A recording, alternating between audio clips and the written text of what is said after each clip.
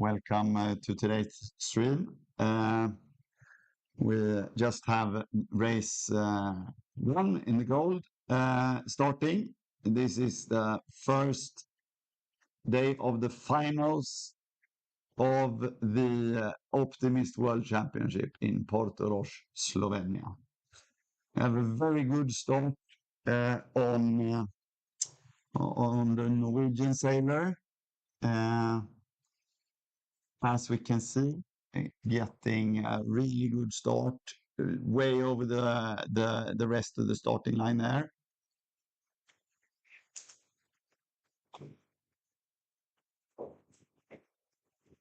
You come together, you go through this triangle.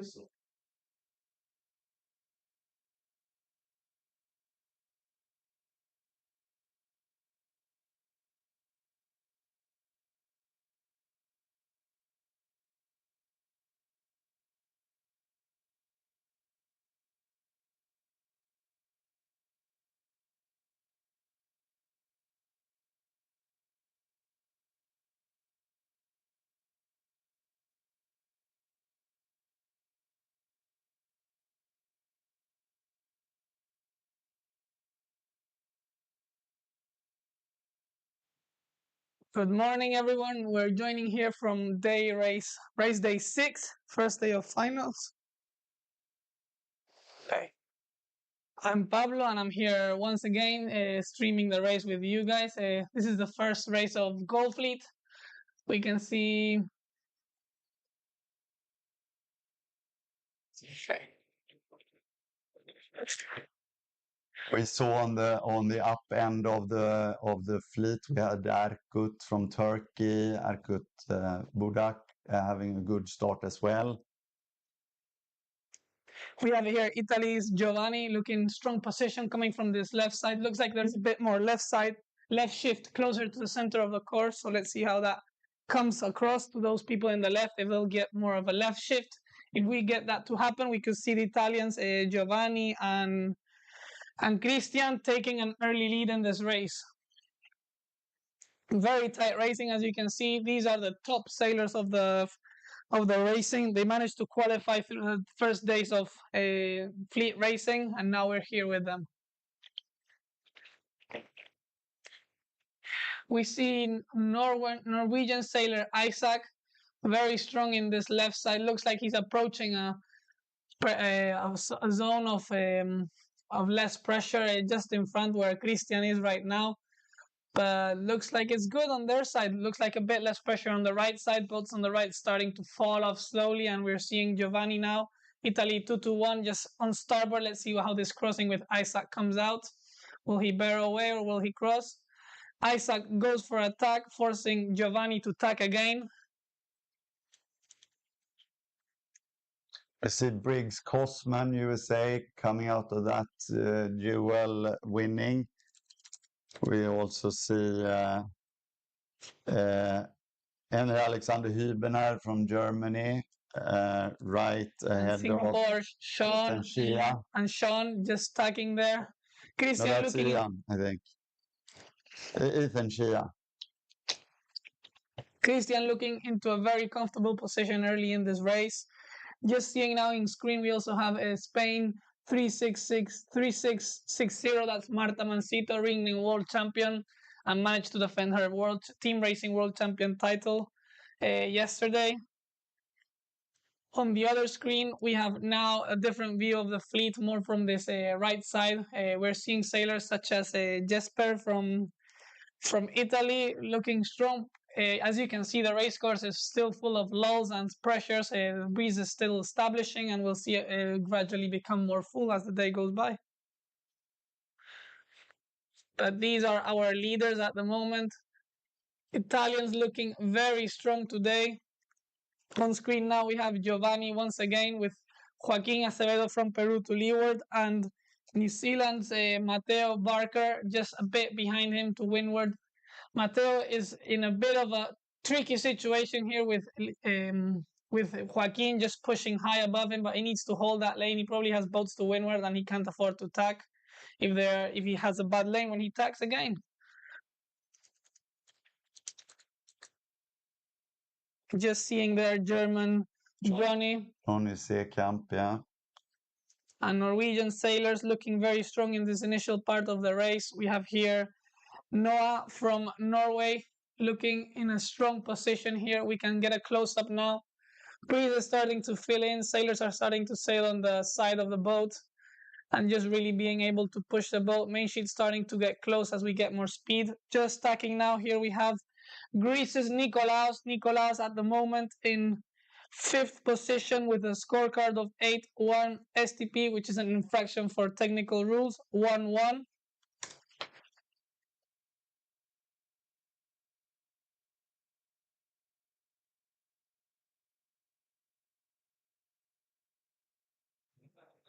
Sailors all looking around trying to see if they have crossing chance or no. Looks like that left side is starting to pay off and those on the right are having a bit of a tricky time. Although we see here also Greeks, Georgios Karnavas crossing in front of everyone, quite ahead. Right now we have Erkut from Turkey, close up also with Ola, the actual leader of the racing at the moment, with a scorecard of 2-10-1-1-2. To leeward of her, we have Malta's Matias. Matias there also looking around. Looks like the sailors are looking for their chance to tack, but it's not looking good for them at the moment. Looking a lot means that you're nervous, and let's see how it plays out for them. Malta Matias going for attack, and Sweden's Ernst also tacking there, trying to find their chance to cross the fleet and get back into contention place.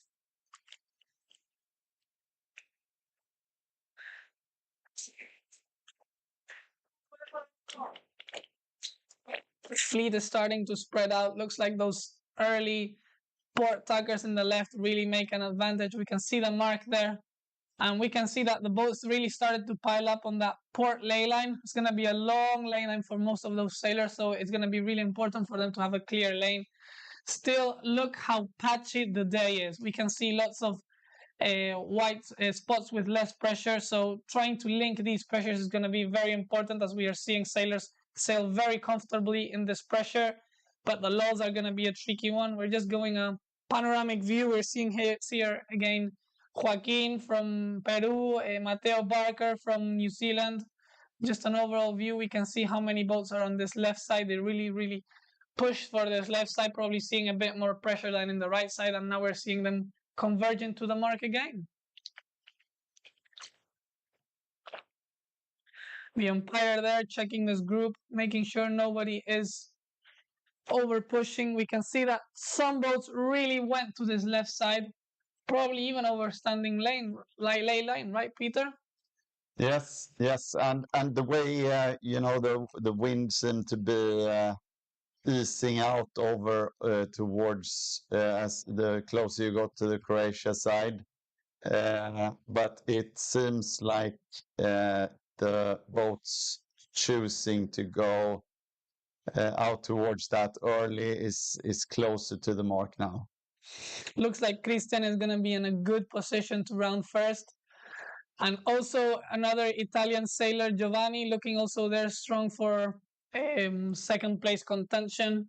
Great job by the Italian duo there. Finished looking like they're going to be able to round first and second. And we can see also, I think it's Italian's Christian, just a bit over ley line. Yep, that's Italian's Christian.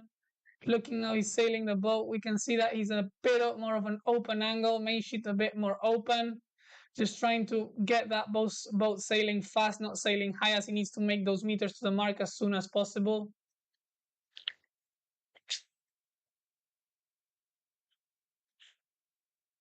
Let's see who are these early rounders of the race. We have here Italy, Giovanni. Greece's Nicolaos Papas and Joaquin Acevedo from Peru. All looking close here for the top four. If you get an early lead in this Gold Fleet racing, you could be finding yourself in a very comfortable position for the rest of the racing and the day. So they're going to be really happy about this early win, about this early lead. Christian there rounding in first position, has a good advantage, but this is Gold Fleet. Nothing is over at the moment. Followed by Giovanni from Italy, also in second place. It's going to be tight here. He has to go for two tacks. with Nicolaus just close to him. It's going to be a tight rounding, and here he goes for the rounding.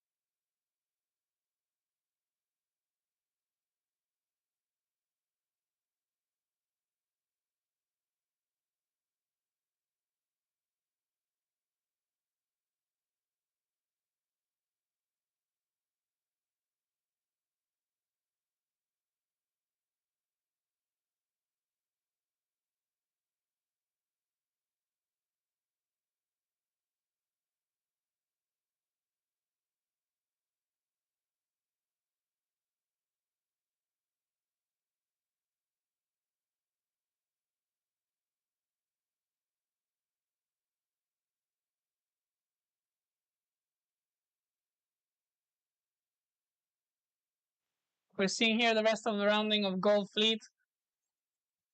Tight racing, as you can see. We're seeing Germans, Italians, Singapore, Spain sailors, US sailors also rounding there, Poland, Argentina, lots of very, very tight racing. China there just trying to squeeze in. Looks like he's not going to make it to the mark. Yep, he just got caught up. Such a shame. And now he's going to have a tricky situation. New Zealand here just stacking.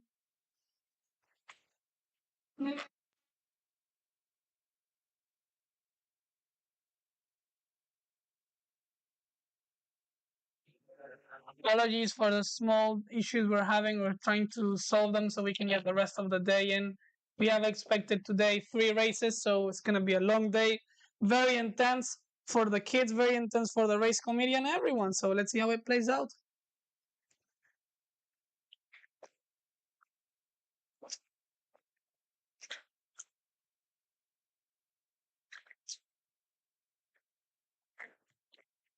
We're seeing here the last sailors of Gold Fleet just rounding around.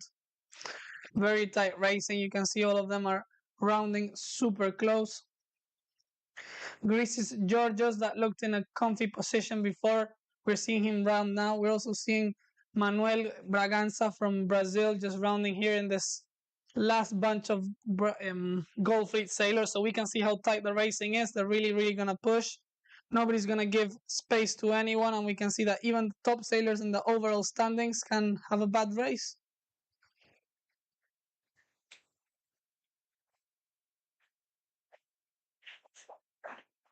It's very important for the sailors in conditions like this to not give up. They have to keep on pushing, keep on pushing, keep on pushing, because anything can happen, and all those points that they're having now could be very valuable in the future. So they have to push and try to pass everybody they can.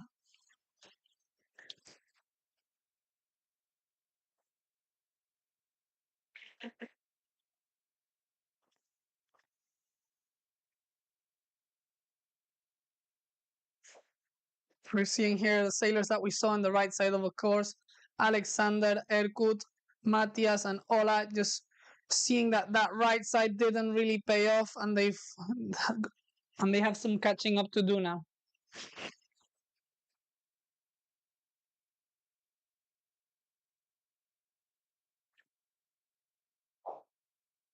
Let's follow the fleet now from a different angle.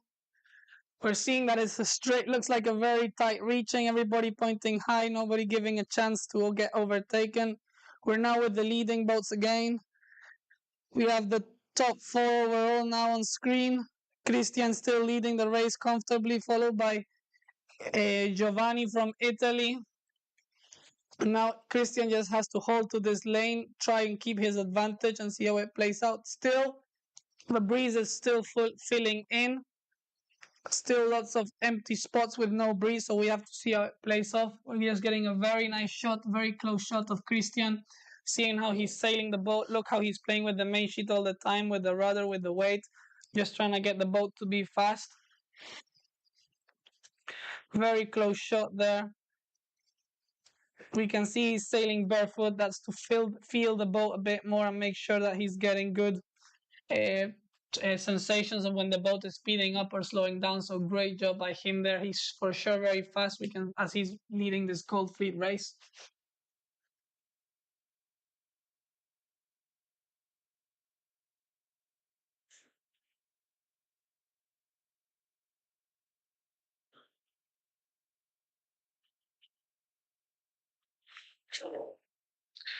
Seeing again this group, again a sweep from the back to the front of the fleet in this reaching angle. We can see the umpire also there checking everyone. It's very common for sailors to really try and push in the reaching, although it's a straight line. If they can manage to catch up the group in the front, this can really change their downwind perspective and their downwind strategy. So they're really going to try and push and catch with the forward group, and those in the front are just going to try and extend. We're seeing here the back middle part of the fleet. Everybody really talented sailors, really pushing. Let's just remind ourselves that this is Gold Fleet Racing. These are the top 71 boats, I believe. And we're just seeing a sweep. It looks like some boats, not a lot of them, aimed or thought about doing a low reaching. We see 1, 2, 3, 4, 5 boats doing a low reaching, the rest aiming for a high lane. Probably in these light wind conditions, it's better to sail a bit of a higher lane unless it's too biased, as the pressure will come from above and it's very easy to get stuck underneath boats and get past. And now we're back with the leading group. We have Italy, Singapore, Germany, and many other countries just passing by. We're seeing Christian, the overall leader of the race, going for a jibe. Let's see what the next two boats do. They decide to keep on going on starboard. Christian just jibing back there, putting himself in control by being in between the mark and the next group of sailors. If he can sail fast, he will have a good and easy race going forward from here. Pietro from Italy there with this top group, followed by Joaquin. Also, we have Mihail from Slovenia. All these sailors are in the top group. Lan, also from Slovenia. Looks like the Slovenian guys had some local knowledge and secrets hidden here. Marcos from Brazil, followed by Noah from Norway, and Puerto Rico's Ines. And now we have Mateo Barker from New Zealand. Bit of a gap here to the next boat, but we see Danish Freya just coming by with Marta from Spain. These are the top group. These are the leaders. They're going to try and catch up with the group in front, but we can see the sailors really pushing, really extending. Let's go now to see the next start. Let's see if we can get a bit of a clearer picture. Apologies once again for these images. We're a bit far away and just trying to solve this. Looks like last minute to start now.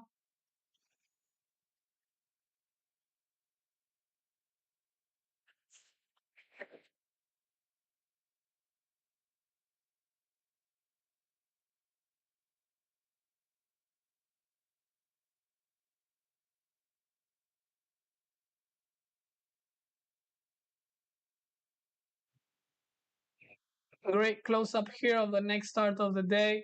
We're seeing sailors really pushing for this pin end, just trying to squeeze and cross. We're seeing one sailor on port tack. What will he do? Will he go for attack? Yes, he's just going for attack. Got himself a bit of breathing space. Let's see how he approaches the start. Poland's sailor really pushing for this pin end. It's Victor from Poland. He's aiming for this pin end. Let's see what he does. Turkish sailor just going underneath him. It's Doruk from Turkey that takes this first position in pin. He really needs to try and cross. Really tight start there. We're seeing Turkish sailors tacking. Uruguay also tacking. Another Polish sailor here in pin end. It's Jerzy from Poland. Good job, guys. Just trying to cross. And now the fleet will try. Let's see what the fleet does now. Ooh, looks like Polish sailor got stuck. Such a shame. He's gonna. Will he have to do turns now? If he touches the pin end, he will have to do turns. And yep, such a shame there. But we are seeing the early sailors that got a clear lane starting to extend already. Looks like it was quite pin favored or left shifted at the moment of start, as we are seeing those sailors that were on pin end that just managed to tack already in the lead. Shoei Fujita from Japan having a great start out of the gates, tacking over.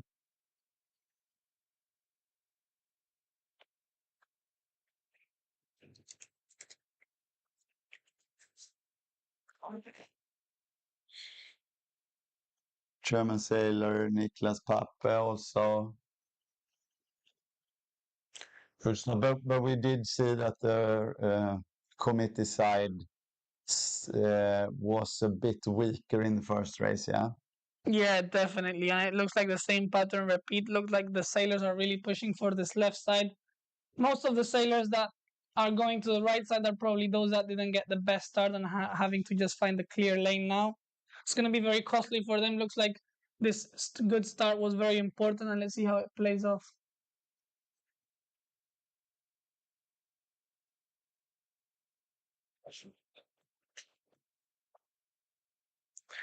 Looks like one sailor managed to really extend over the rest of the fleet, and it's Polish sailor Victor there. We can see Polish sailor Victor really working the boat, main sheet in, really playing with his body fore and aft, just trying to pass this chop. Great start there he did, and he's really extended on the fleet, looking back to when he has crossing opportunities. So great job by him there. Look at how beautifully he's sailing, really playing with the weight fore and aft and leeward windward when needed.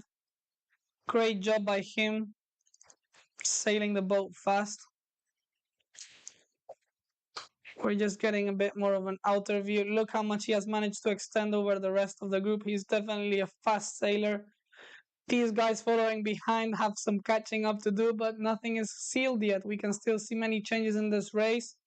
Looks like from Gold Fleet that this left side was paying off more, so let's see how it plays off.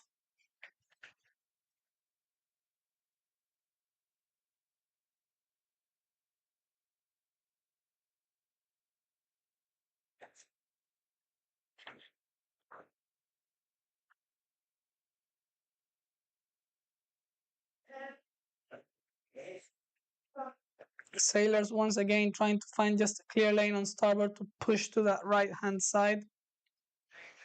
This is Silver Fleet. These are the next group of sailors after qualifying. I think it's from 72nd onwards until the next 71st, the next 71 boats. So let's see how it plays out for them.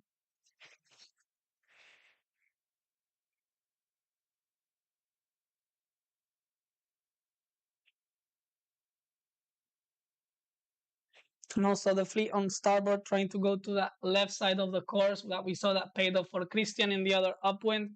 Looks like some sailors took notes or found the same conclusions and they're just pushing to go towards that side, so it's good.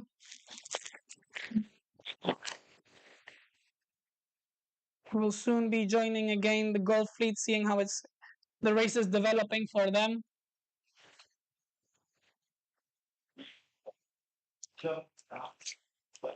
We see here Victor from Poland once again looking in a comfortable position, pushing towards that left side. Looks like he went for attack sometime before when we were covering the other side of the course. Just managed to get a bit more of a center position and is pushing again towards that right side.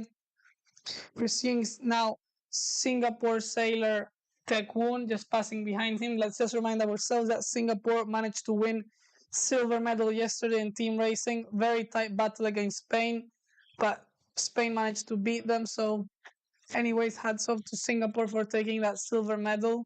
As you can see, very high level still in the silver fleet. We have silver medalists from team racing pushing here, so definitely for sure not a bad individual sailor either. Victor looking comfortable there. Good job, Victor. Leading the fleet, has comfortable position both behind to the windward group and to leeward. He has a good, well extended, so good job there. And we're gonna see this race unfold slowly. We have, I believe it's Turkish sailor. Yes, it's Turkish sailor Doruk that we saw got that pin end. Probably tacked a bit earlier than Victor and gave him that left side, and looks like the left side paid off for Victor. So Doruk now from Turkey has some catching up job to do. It's gonna be tight still between them. We can see there's only a few meters, so depending on what Victor does, if he tacks on top of him or to windward, it might give Doruk a bit of breathing space. We see also here the sailors that started in pin end. We have Akin from Turkey, and Croatia's, I believe it's Marin from Croatia. They also had a good start in pin, and now they're pushing. Probably got a quick start tagged, and now that's what we're seeing. They're holding into that port ley line, that port tag that they did before. Let's switch camera 1 second to see what we have on the other camera. There should be the gate surrounding, I think, for the Gold Fleet. Yes, we're seeing the sailors from Gold Fleet that are already on the second upwind. Christian still on the lead, no changes there. We can see that the rest of the fleet has really stretched out. Lots of boats and still in downwind, whilst we have Christian already cruising towards the finishing line.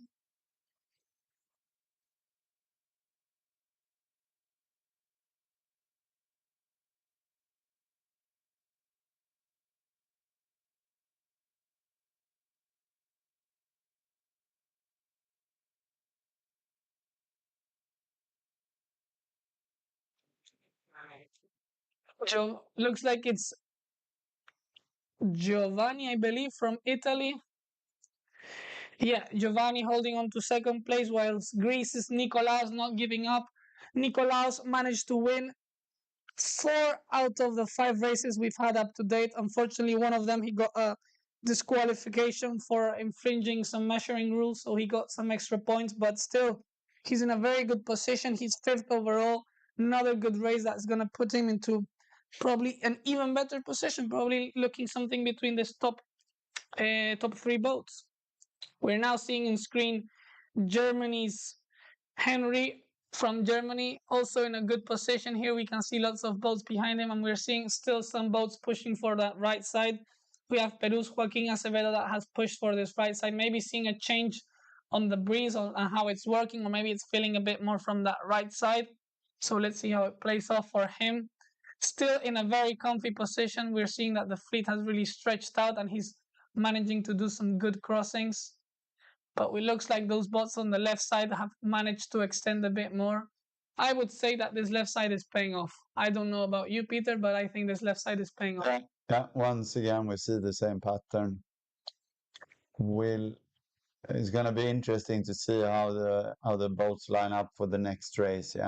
Yeah, it's gonna be interesting seeing who's taking notes, what notes are they taking, what are their conclusions, because you can't just say I have to go to the left. You have to understand why you have to go to the left. And we still see all this patchiness, right? So Yes. even though you pick a major side, you still have to try to find your way through these patches.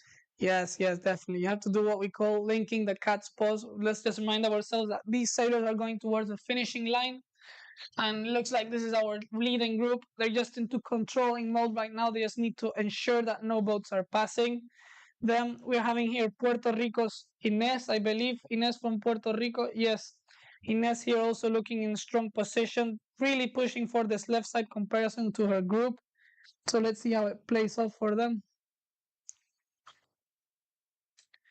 Now we're having on screen Noah from Norway, and we're seeing this group with Danish sailor, Spanish Marta Mancito from Spain here. Great shot from her.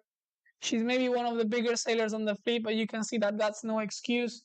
And she's here battling with the rest of them in the front. Still very patchy. We're slowly seeing how this patchiness is starting to finish. We're also seeing on the screen the silver fleet at the top that we can maybe change in a bit to see. But we're seeing here the top sailors in Gold Fleet. Mateo Barker from New Zealand, also looking in good position. To leeward of him, we have Germans Johnny Jap, all looking good. Looks like the breeze is clocking in a bit more left. We can see that in port, these sailors are starting to point higher and higher. So that would be a good indicator that the breeze is going to the left. For everyone in the watching the stream, please let us know for who you are cheering and which country are you connecting from. Looks like Joaquin Acevedo from Peru lost a bit of distance. The sailors from Italy, Giovanni and Christian, managed to extend a bit over him. Let's just remind ourselves that he was quite close to Giovanni, and Giovanni pushing for that left side. He has managed to cross in front. He's looking around again, trying to see crossing opportunities. We have now in screen already the finishing line. So this race will soon be over for the leading pack of the race, but the rest of the fleet is still racing. As we saw, the fleet is really extended. There's probably lots of opportunities to pass. So let's see how it plays off for them. Joaquin here just going for attack, trying to cross these sailors on the left side. Let's see how it plays off for him. Christian going into controlling mode, tracking in front of Peru's Joaquin Acevedo. He's quite in front, so we will see no wind loss to Joaquin Acevedo from Peru, but still he has a controlling position, boats to leeward, boats behind him, so he's very safe here. He just wants to finish this race in first position. Christian at the moment is in 12th position overall with a 3, a 2, a 5, a 10, and a 41. He's discarding the 41st place, and he'll now be putting a bullet into his scorecard, so he'll probably be pushing ahead. Now on screen we have Greece Nikolaos. Nikolaos looks like he will be the leader overall after this race with a scorecard of 8, 1, 22 first. He'll be adding another top 5 or top 4, so that will also put him into good position. We're just cruising here to the finishing line with Italy's Christian. Good job, Christian. Great race you've done there.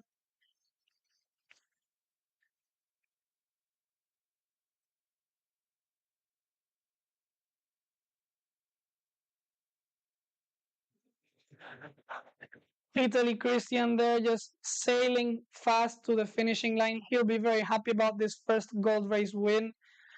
Now we're seeing the next two boats. It's going to be a tight battle between Greece's Nicolaos and Giovanni from Italy. Both very talented sailors reach in the top of the fleet. Let's just remind ourselves that this is the top 71st boats. Giovanni at the moment is in 41st position, so he's going to do a big jump. He has a scorecard of 11, 28, 7, 2, and 33, so he'll be very happy with the second or third place. We're seeing their sailor tag on top of each other. Looks like Papas from Greece had the upper hand there. Yes, Nicolas from Papas coming on starboard, just forcing Giovanni to do 2 tags, and this means that Nicolas will be taking second place and Giovanni will take in third place. They'll both be very happy with this result. It's going to be good for their scorecard, especially in this gold fleet where we say that points are direct. That means that it's not like in qualifying where 4 people can win a race. Here there's only 1 winner and there's ranked racing, so the point management and point perspective change a bit. Joaquin Acevedo from Peru taking 4th place. Great race by him. And let's see who we have rounding up after Peru. And it's going to be a tight call between Germany's Henry and Italy's Pietro. 3 Italian sailors in the top 6. Looks like Marcelo and the team had a very clear strategy and they managed to execute it. Next up, we have Slovenia's sailor Mihail. He's also in top 10, so I'll be happy about this race. Let's switch cameras, see the next rounding. Over to the Silver Fleet, they just started the rounding.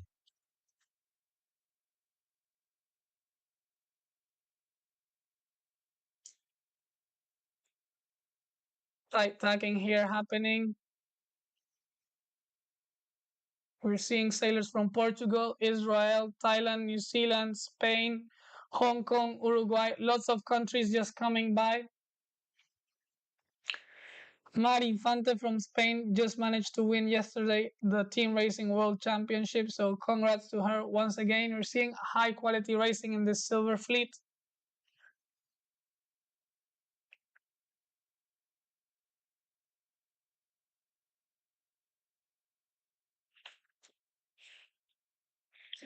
Let's keep on finishing this finishing line from Gold Fleet. Norway sailor coming through with Brazil sailor also coming. Marta Mancito just coming through with US sailor Briggs just coming to leeward of him. Will he manage to finish? Will he cross? Looks like he did 2 good tags there, just making his distance a bit short. Well done there. Cow, Singapore. Canada just coming through, followed by Slovenia's and Italy's sailor.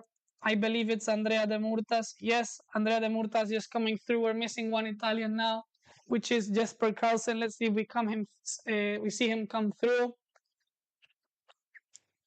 Norway, New Zealand, UAE, Singapore, Spain also coming through there, that pin end finish line. And we're seeing more sailors come through. This race has had big opportunities to pass. And we'll see how it plays off for them now. For these final meters, sailors can really make few spots if it's tight, so it's very important to not lose their concentration here and pass more boats. Back to the rounding in silver, we see many boats. Tight race, right? Not entirely as spread out as the gold fleet, maybe. Yeah, definitely. We're seeing now all the boats again reaching, some trying some low reaching technique, just trying to separate themselves and hope to find a bit of a more breeze apart. But let's see how it plays out for them. As I said before, it's a bit of a tricky technique in light conditions, as maybe not enough wind comes through for this to pay off. But we'll have to see how it works out for them. It's getting light. We're seeing sailors point high and some sailors really struggling to get some speed. So we'll have to see how it pays off for them. Still some patchiness that we can see on the screen. Some spots with more wind, some with less. Let's just go back to see this finishing line. Manuel Braganza just coming through from Brazil. We're seeing Greek sailor doing turns here. That's going to be costly. Look how many boats are passing him. But yes, once again, this fleet is very spread out. Lots of sailors from different countries. Croatia, Finland, Estonia, Greece, Australia, Puerto Rico, Austria, Ukraine. The actual leader of the race just came through. This will probably be her knockout race. She will discard this and she will take into her account the 10th place she had, which is not bad. We can just think as if she would just do a 10 now. But obviously her card out of jail is over, so she'll really have to watch out and be sure to be consistent. Tricky racing. This left side really paid off and left some sailors out of the game very quickly.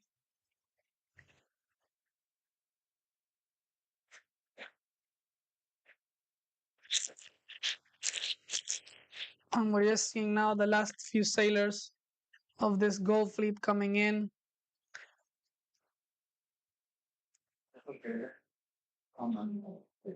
Let's go back once again to see the silver fleet reaching.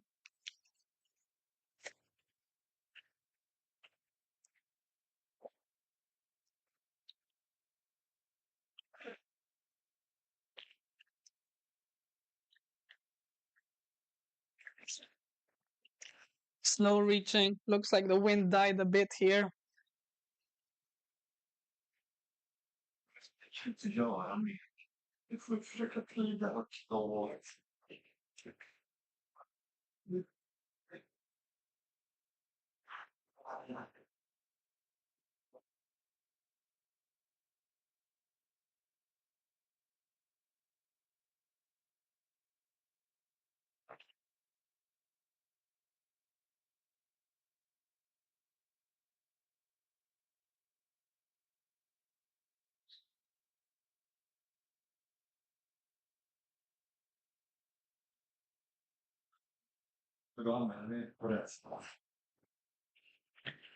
Seeing the reaching of this silver fleet just finishing. We're seeing the first sailors already in the downwind.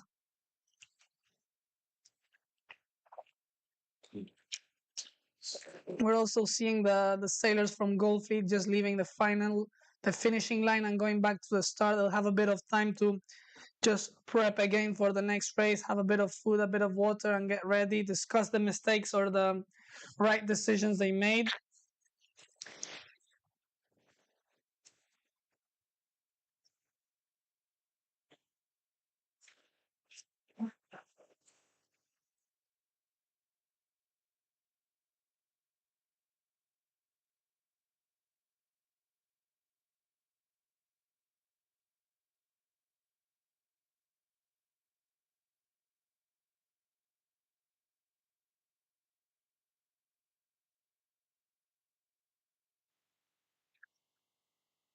We're already seeing here some of the sailors going downwind.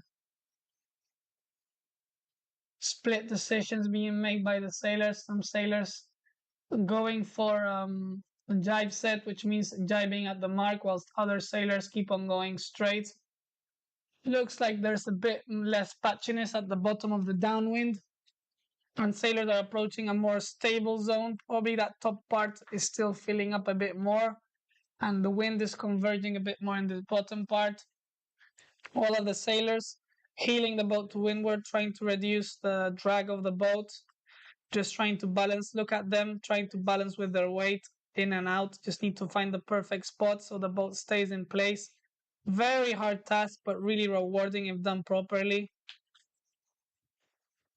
Looks like the early leaders of this Silver Fleet race is Victor, that we said he did a really good start in pin end, followed with Denmark and Ireland. We didn't see them before, or weren't at least in this really pin end group. Here we also see Doruk from Turkey. Doruk was the boat that started most in pin end, went for an early tag, and we're seeing him here. He's pointing very straight to the marks. Looks like a bit more pressure in front of him. Still very bit patchy, but the breeze is starting to fill in more and it's getting better.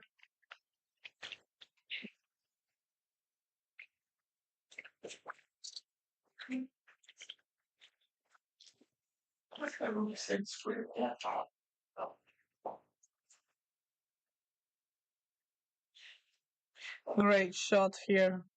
Looks like Victor is in a bit less pressure. We can see that this zone is clearer, not as dark. That indicates that there's less pressure, and we're seeing here Turkey. Doruk just trying to really hold the boat. Looks like a Korean sailor overtook him. This is Jong Young from Korea. And he's just getting a bit of side waves, maybe some big boat passed by this right hand side of the course, and is just making the boats get these waves. As you can see, it's really unstable for the kids. They just have to deal with it, try to prepare for it, and anticipate that these waves will come, and just sail the boat as best as they can. Maybe get a bit more extra speed so when the waves come, they don't slow too much, as building up to normal speed is a bit hard sometimes, especially in the light stuff. But great job here by Korean sailor Jong Yeon, just passing Turkey's Doruk. Next up, we have the Irish sailor Meave, followed by Danish sailor Jonathan. Looks like they overtook Victor from Poland. Victor went into a zone that's a bit more calm, less pressure. So let's see how it plays off for him. We also have racing now with the bronze and emerald groups. You can check their coverage in the tracking app MetaSail. We'll maybe do a little coverage by them, but right now we're focusing on the Silver Fleet. Very light here on this left side of the course. Maybe Victor is still in front. He has a big lead to the boats behind him. But let's see how that crossing looks when he comes into convergence with the rest of them.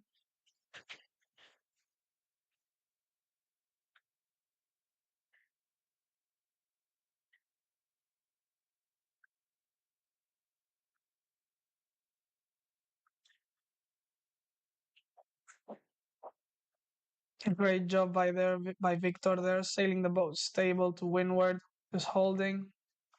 Really important to hold the boat in place. If it starts moving around, it could get very tricky, and he could really slow down. We can see that he has the mainsail open more than 90 degrees. This means that it's quite light, the breeze, and he's just trying to open it a bit more so when the sail loses pressure, it doesn't come towards him, it comes away, so it makes the boat a bit more stable.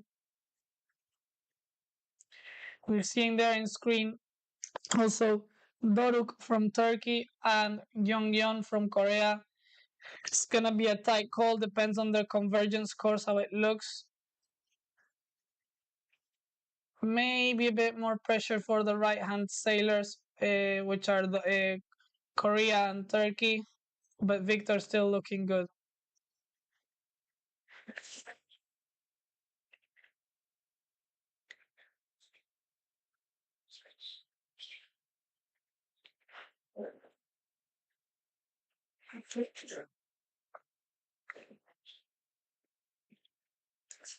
Just to remind everyone watching, we are from Road to Gold.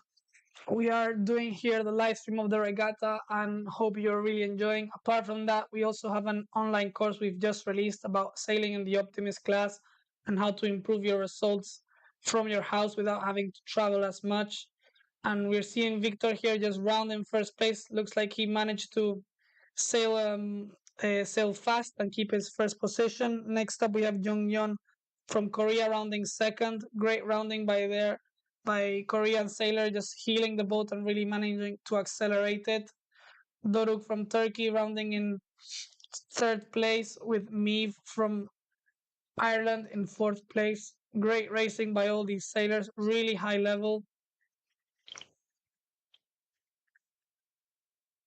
Let's see how the race plays out. Looks like that left side is a bit more weaker now, a bit more pressure on the right hand. We're seeing Korean sailor just stacking now and getting into convergence course with the fleet. Let's change view. I think we have here the bronze fleet.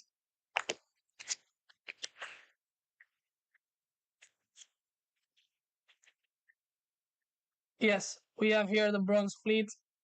Looks like US sailor Alexander Montagu is in a good position here. Alexander just won bronze medal yesterday in team racing, so you can see once again very, very high level.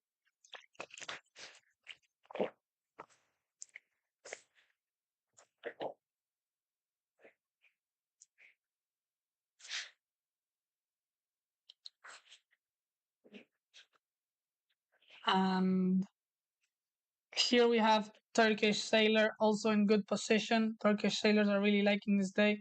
It's Jagmur from Turkey, looking comfy there, good position. We have Swede sailor, I believe it's Elsa. Yes, it's Elsa from Sweden, looking in good position there. And we have Alexander just crossing there. Alexander managed to win the pre-Worlds regatta, so definitely a high-level sailor. Maybe didn't have the best first few races, but he's here battling it in bronze fleet and trying to win this fleet.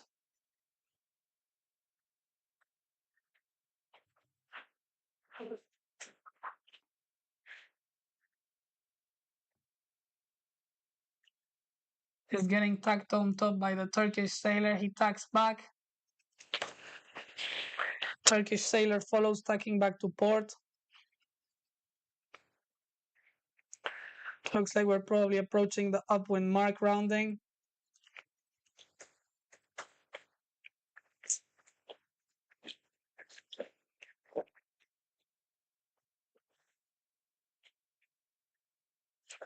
Let's go see the rounding in Silver Fleet meanwhile they approach.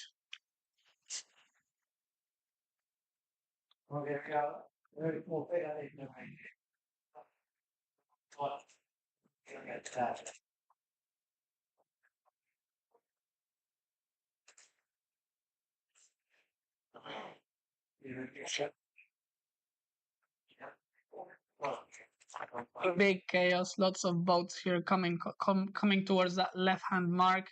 It's gonna be a tight rounding, that's for sure. Azerbaijan looks like he's gonna be able to take this early lead in this group. But yeah, we have fleet really spreading out, lots of boats. Very tricky when you're in this mid-pack, as you have to try and find clear wind. We're seeing a group of boats going towards that right-hand side. The breeze is slowly filling in. It's getting better ever so slowly. Looking like great conditions at the moment, not as tricky as before. Let's go back 1 second to see the bronze fleet. Turkish sailor, Turkish sailor looks like he's gonna be in a close battle. Is Yagmur from Turkey with Alexander Montagu from the USA. It's gonna be tight there. They're close to ley line. Alexander might have a bit of an advantage if he manages to cross on starboard. He can really make a tight ley line and just force Jagur from Turkey to round behind him and get himself around the mark in first position.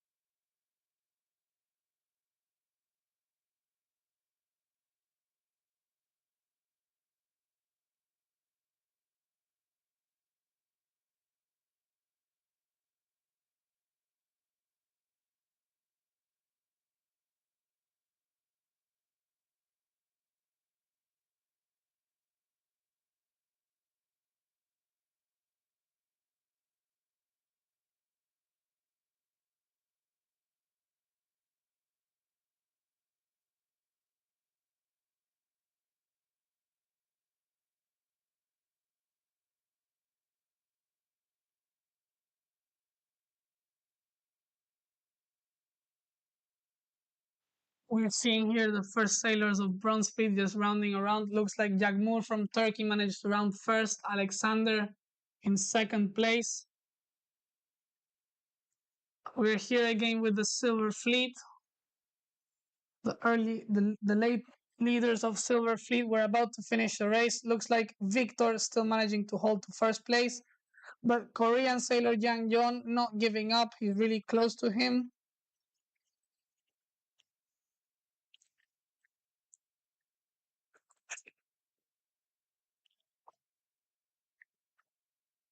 It's gonna be a tight battle between Victor and Yong Yong. Two Turkish sailors, one in silver fleet close to the leading position and one in bronze fleet.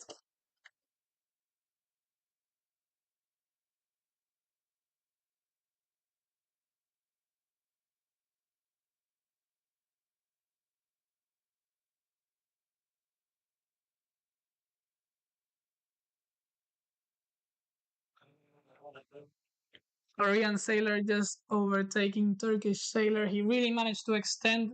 He was very tight on the rounding with the Turkish sailor, and now he's way ahead. But looks like he's also gonna be overtaking Polish sailor Victor. Yeah, Victor taking there to leeward of him. So let's see if Korean sailor Young Yong can hold the lead and finish this race in first place. Let's change camera 1 second. We're seeing here the rounding of the bronze fleet. We've already seen approx 15-20 boats pass by, and we're seeing this mid-pack of bronze fleet just passing. As soon as we get updated results from gold fleet, we will post them.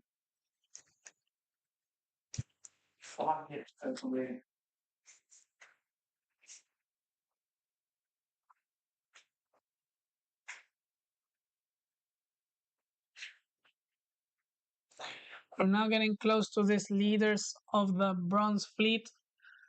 Turkish sailor Jagmur very comfortably in the lead. She has really managed to extend ahead of Alexander Montagu from the USA. So great job by her there. Really working the boat. We can see she's not slowing it down. Leeward, windward, really pushing, really moving the boat around as much as the rules allow her to do to really get some distance.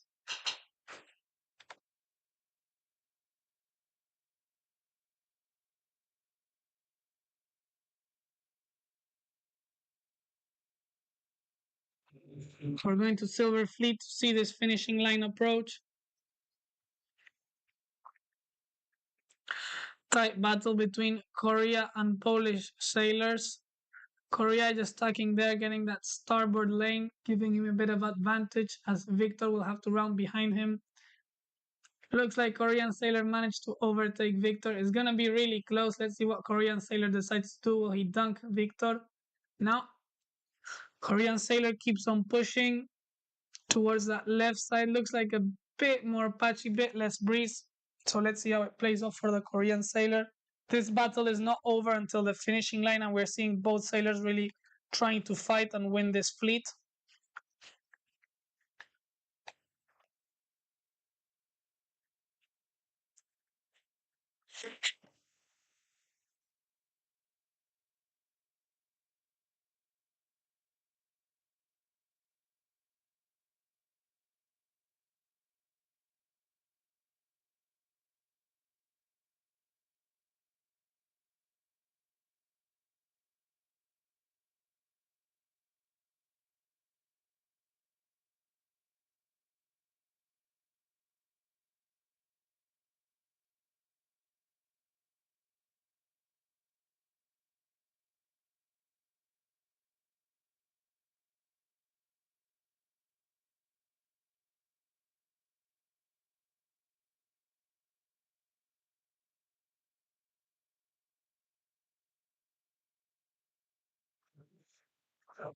So it looks like Korean sailor will be taking this race very tight, as you've seen between Victor and Korean sailor Jong Yon. Still, Polish sailor will be very happy about this finishing position. Next up, we have Turkish sailor coming through, looking like he will take third place overall. I think it's Doruk from Turkey that managed to do a good start, and he has to tag behind, so looks like even we would see a change. Yes, and it is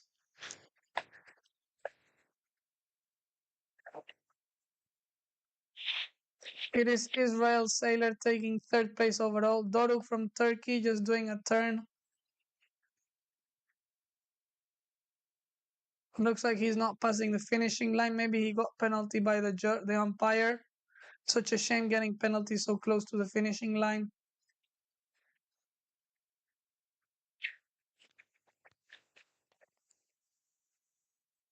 We have sailors from Singapore, Austria, Ireland, Denmark, and Mexico just coming through. Another Mexican sailor just coming through. Good job there. Followed by Thailand sailor and Spanish sailor.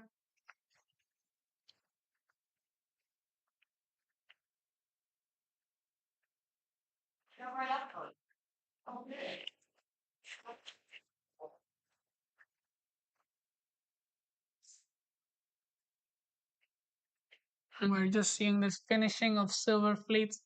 Just to everyone to remind yourselves, this is the next group of sailors after the 72nd, including 72nd onwards, the next 71 sailors. And we're just seeing them go through. They cannot pass Gold Fleet sailors even if they have less points, as this is a division that's done. So the sailors are matched based on their standings. So worst a Gold Fleet sailor can finish now is 71st, and best silver sailor can finish now is 72nd.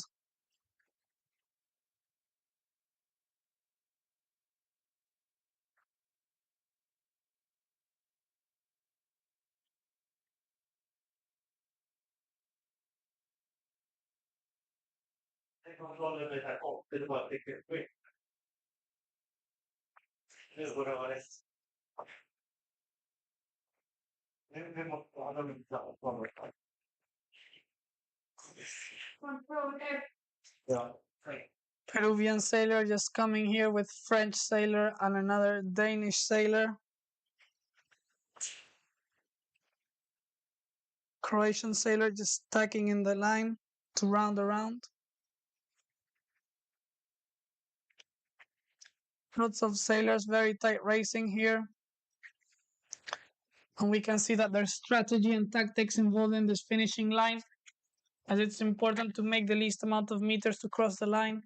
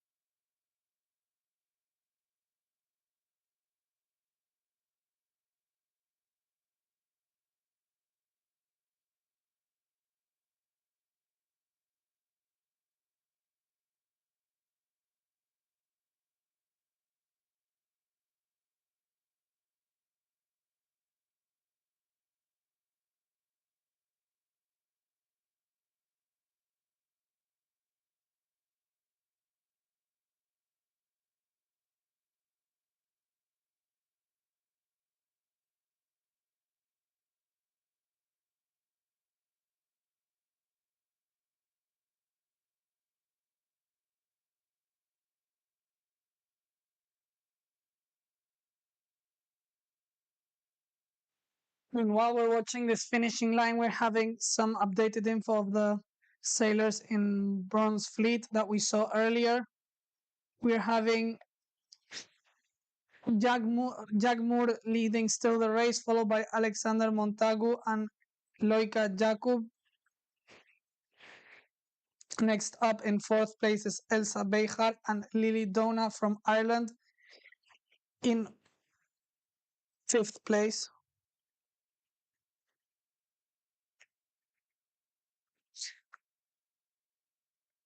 In sixth place, we have Chinese sailor King Zhongling. Seventh place for Chile's Vicente. Eighth place for sailor Livari Salo. Ninth place for Jan Pietutsko. And 10th place for Patrick Disaye. Most of these sailors I remember yesterday from team racing, and they did a really good job, so it's going to be tight between them also. As soon as we get images from them, we'll shift towards their upwind, their downwind that they're sailing at the moment. They are halfway through the downwind, some sailors still in the reaching. Whilst in Emerald Fleet, we have an update that they have just started the regatta.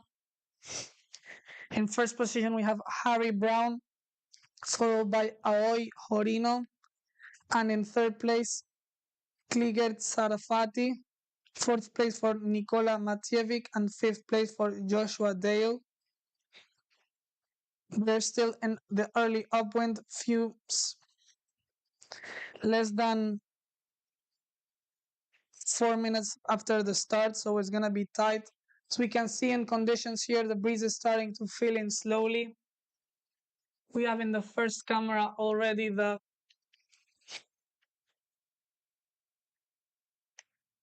sailors from Gold Fleet and the first sailors from Silver Fleet just coming back to the finishing line. As I said before, they will be doing tests, checking everything, and soon they will be going back into race mode. 3 races planned for today. Very, very long day, and it will be very important for these sailors to really make sure that they score good races, especially in Gold Fleet, where first day of Gold Fleet racing can be very tough. Sailors really pushing to get some good spots, and it can be really expensive to do some bad spots. Let's switch now to the Emerald Fleet. We're seeing on screen here Lithuania's sailor, Lithuania 24. It is Tadas from Lithuania. Looks like he's in a good position. To leeward of him, we have Malta's Timothy. Great sailing by all of them. And Fleet again, most of them in port. We haven't seen how this initial regatta started. But it looks like Montenegro's Ivan also in a good position.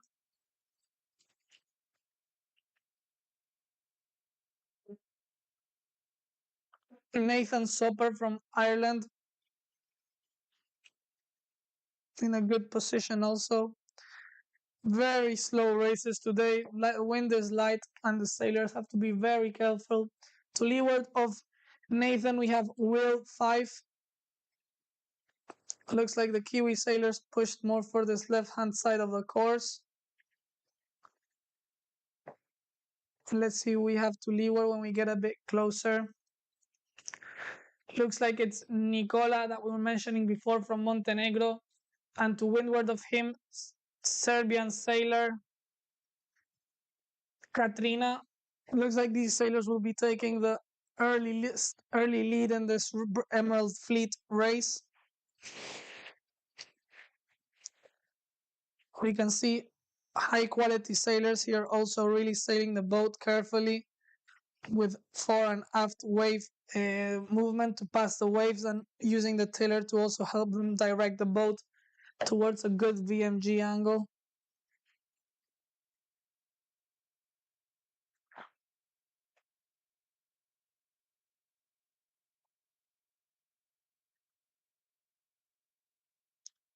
We have updated results with the first race for Gold Fleet. We have Nicolas Papas that has going into overall leading position. Last year, Jason Panagopoulos from Greece won the world, so we could maybe be seeing back-to-back Greek world champions. Next up, we have Manuel Orleans from Brazil, he scored the 41st place. In third position, we have Ola that scored the 51st place in this first race of Go Fleet. As soon as we can, we'll get these results into screen, but we can see that it was a very tricky race for most of the sailors. Meanwhile, we're just leaving you with these images on screen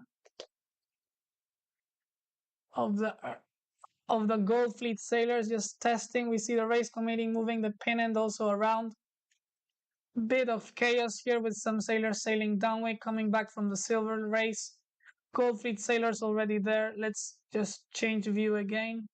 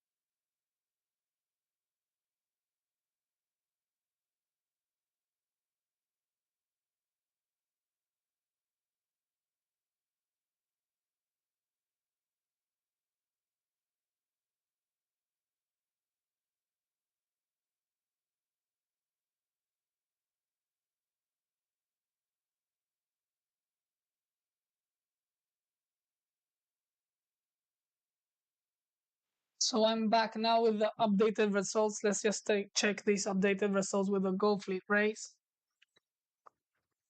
We have here in first position, I was saying Nicolaus Papas, followed by Manuel Orlands from Brazil. Third place for Ola, fourth place for Miguel, and fifth place for Christian Castellan. Christian managed to bounce from 12th place with a good race to fifth overall, so he'll be very happy. And we can see that for many sailors, this first race of Gold Fleet has been the worst race so far. It's been very tricky. We're seeing lots of, when we see the result between brackets, it means that it is their discard. So we can see that it's been a tricky race for most of the sailors.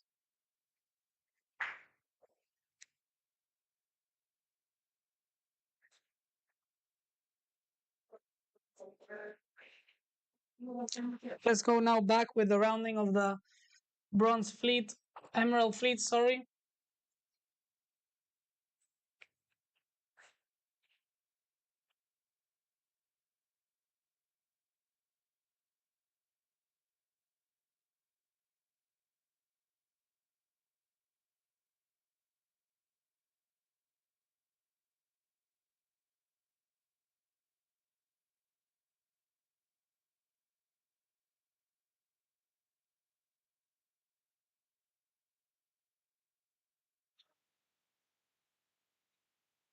We're just seeing here the sailors from Gold Fleet just waiting around doing few checks whilst we wait for the wind to establish a bit more. Maybe the race committee is thinking that the conditions have dropped or become a bit worse and they're waiting. So we're gonna wait for a bit now and keep you updated. Thanks for joining us one more day.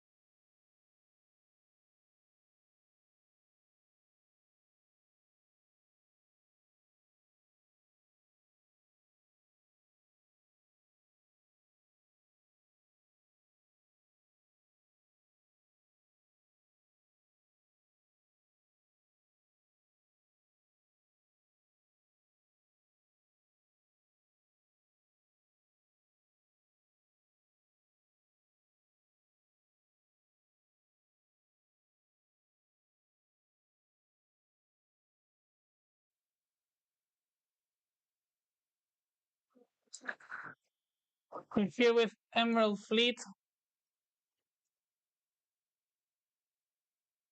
Just getting into picture Emerald Fleet.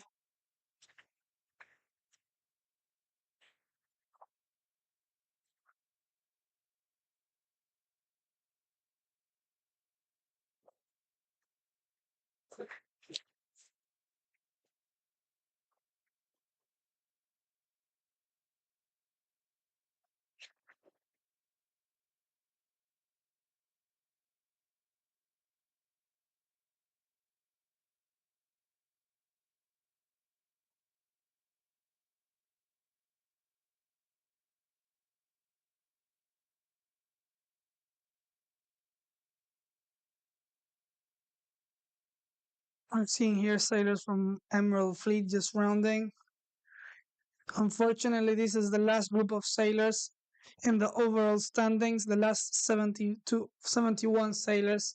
It's very hard conditions, very hard racing that we've had these days, very light conditions. So it's sometimes just pure unluckiness getting so bad, having a bad race. So they're trying the best. They're also trying to push here, trying to push through the Emerald rankings and see how they do.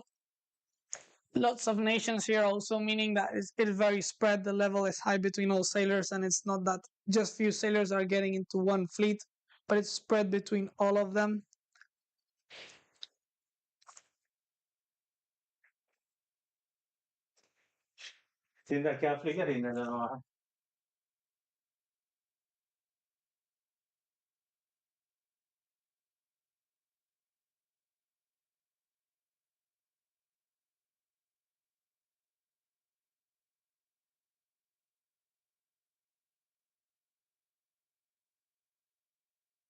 We're seeing here sailors from Montenegro, Serbia, Lithuania, New Zealand, and Malta taking the early top 5 spots, followed by Japan and New Zealand sailor very, very close by.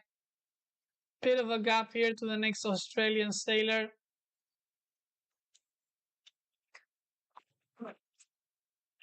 Umpire just checking there over everyone. Now we have in screen Bronze Fleet just approaching the finishing line. Breeze is starting to fill in every little bit more, less patchiness.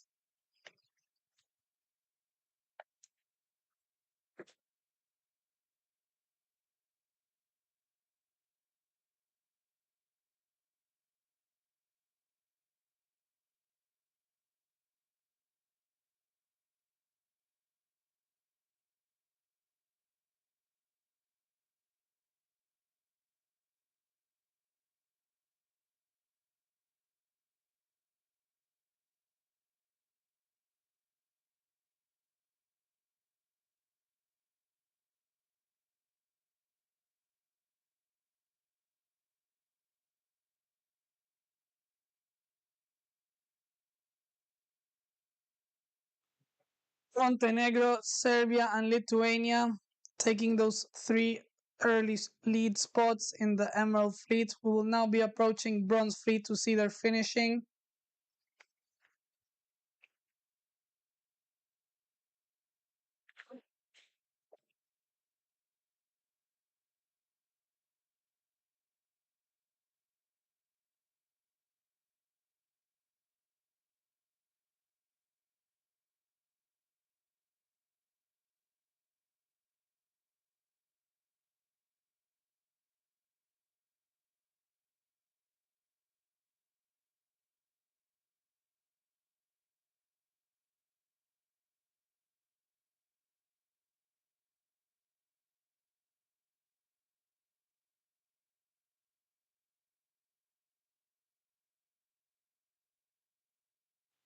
And we're here now with the bronze finishing positions. Looks like Alexander Montagu from the USA is going to be taking this first place, followed by Irish sailor.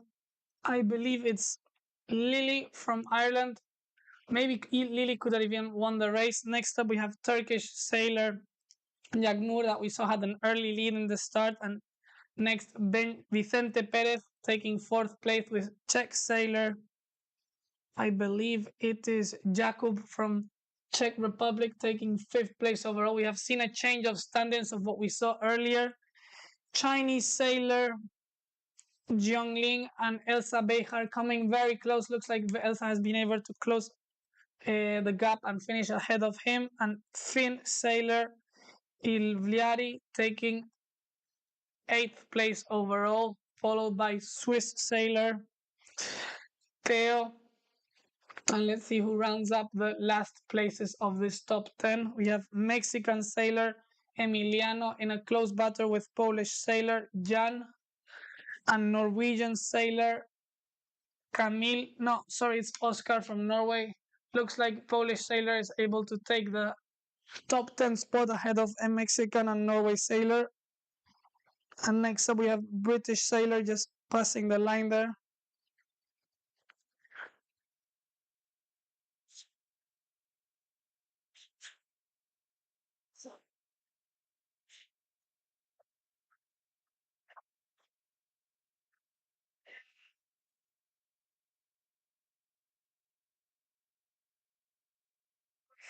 Looks like we have orange flag already up for the yellow and silver fleets. The race committee is not letting the time pass, and as soon as they can, they're getting the next race in.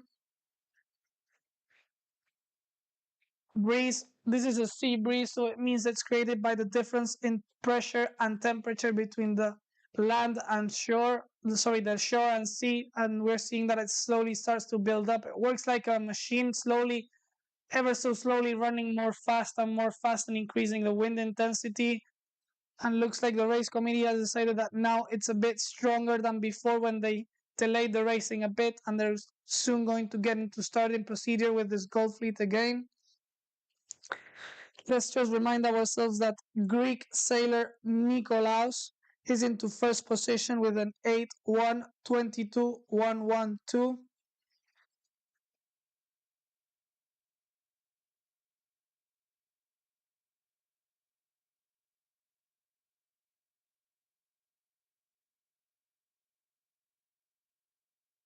Okay.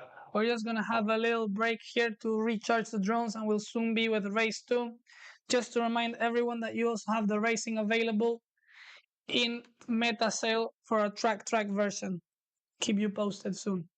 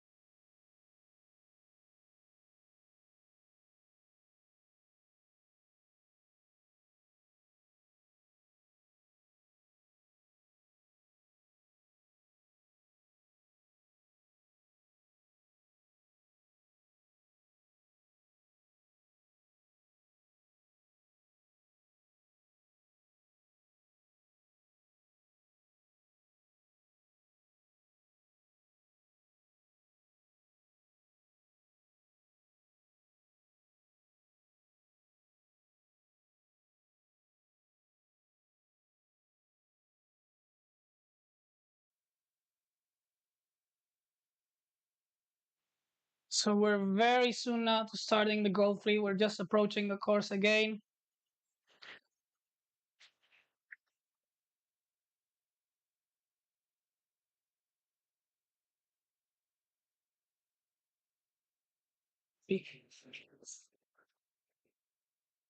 We're now back on the race course after a small battery recharge. Looks like they've done a general recall and they're going to start again the start procedure. As you can see, we're way lower below today in the race area compared to other days. This part of Slovenia we haven't seen. As Peter was saying one of the other days, we think it's a sea salt farm where they're just getting some salt together, and now we're back in the race course. Lots of boats everywhere. We're seeing orange flag already up. Race committee will start the race very soon, and we're also seeing Silver Fleet sailors behind them, just getting ready for the race that will come soon after Gold Fleet.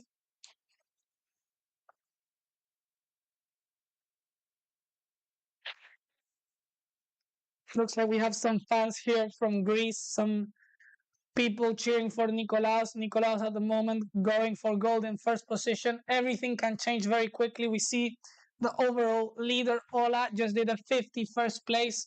And Manuel Orleans, that was second overall, did 41st place. So we can see that everything can change very quickly. Very, very talented and good sailors in this Gold Fleet, the best of the best. And they've achieved this through some hard work and some hard races the previous days, from days 1 to 3. We're also having in top 10 overall. In top 10, we have US sailor Pablo Munoz, 9th place Val Grebeck, 8th place Guillermo Rieder, 7th place Carl Vincent, 6th place Lucas Cao from Singapore, 5th place we have the race winner of race 1 in Gold Fleet, Christian Castellan, 4th place for Slovenian sailor, 3rd for Ola from Ukraine, 2nd for Brazil, and leading at the moment we have Nikolaos Papas. As we can see, the only nation that has 2 sailors are the locals, the Slovenians. They're really liking the conditions. Val Grebeck from Slovenia did a 19th place, his worst race today, but it's still not bad for a Gold Fleet race. Was Mihel from Slovenia did a 6th place, which he is not discarding. At the moment, we have Mihel from Slovenia winning the overall standings. Sorry, in total points, which means that including all the races, including discards, he's discarding a 7th place, which is incredibly good going into this Gold Fleet. This could really pay off for him in the next few days, as it gives him the opportunity to take a bit more risk and try to get an overall lower score, whilst the other sailors can't afford to do this risky start or risky techniques, as they already have their discard over.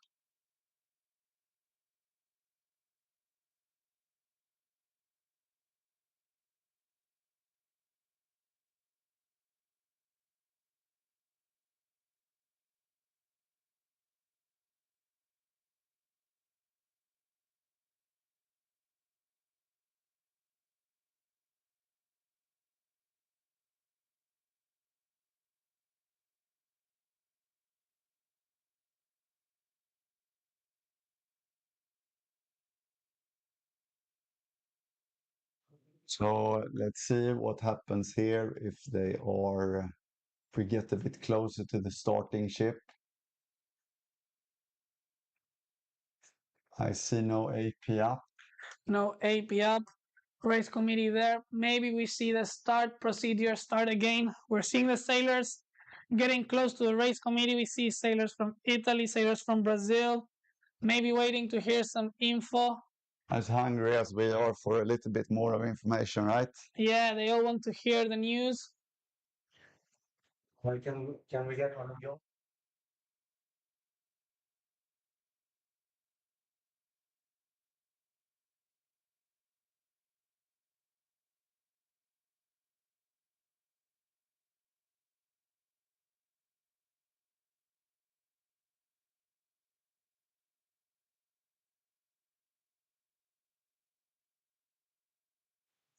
Looks like we have AP up now. Flag is a bit rolled up, so tricky to see, but yeah, we have AP. That could be the reason why they're not sailing, right? We couldn't even see the AP flying. Yeah, there's a bit of wind. We can see the orange flag flying up. and waving, so that's a good sign. But maybe the sea breeze is a bit tricky, moving around a bit, Yeah. or it's just stabilizing, or they're changing the course. Many reasons could happen for the race committee to display AP whilst we wait for the start to restart the game. Sailor. So today, I think we haven't mentioned it, but for you who have missed that, they are aiming for trying to go for 3 races today instead of the regular 2. And that is probably because looking at the prognosis of the wind, I guess they see that there's higher opportunity to get 3 races in today than to counter for what possibly could be happening a couple of days from now, right? But definitely. it's very tricky to predict. We're also 1 race behind schedule as the last day of qualifying races. We only did the 5th race instead of the 5th and 6th. So that could be them trying to just push and get back to schedule as soon as possible. Because the sooner we try to get back to schedule, the more opportunities we have of getting that race we're missing back. We also have now updated results from Silver Fleet while we're waiting for them. Let's just review them quickly. We're having leading the Silver Fleet, Jong Young from Korea. He won the race. Next up, we have me from Ireland that scored an 8th place. And then Jonathan from Denmark in 3rd place in the Silver Fleet. We saw before fans from for Jonathan from his coach was in the chat. So congrats, Jonathan, on pushing there. Victor from Poland in 4th. Victor was the early leader of the race and managed to finish in 2nd place. He just got overtook by Korean Sailor at the end. And rounding the 5th place of the Silver Fleet is Marin Fante from Spain. We're going back to see this hovering images while we wait.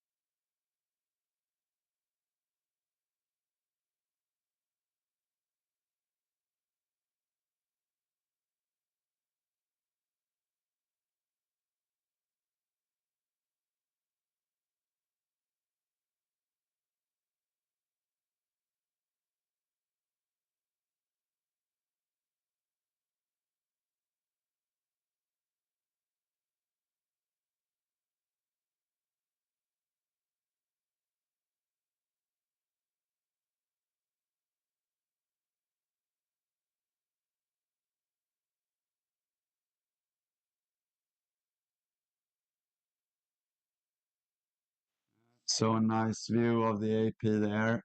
We will probably pull the oranges down as well. So we will probably pull home the drones 4 or 5 minutes to get some rest, maybe send out another one while we're waiting for additional races. We'll keep you posted as best we can from here. Thanks for now.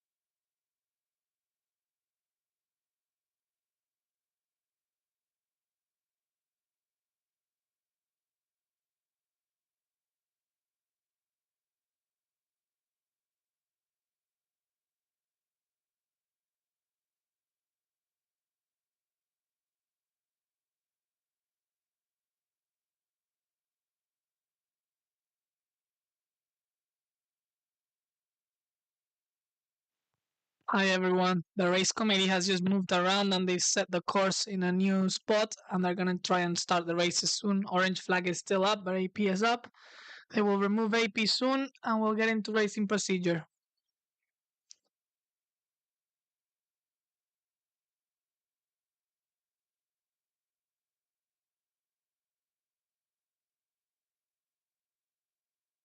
The fleet is very eager to race and we'll probably see racing very, very soon. Keep updated.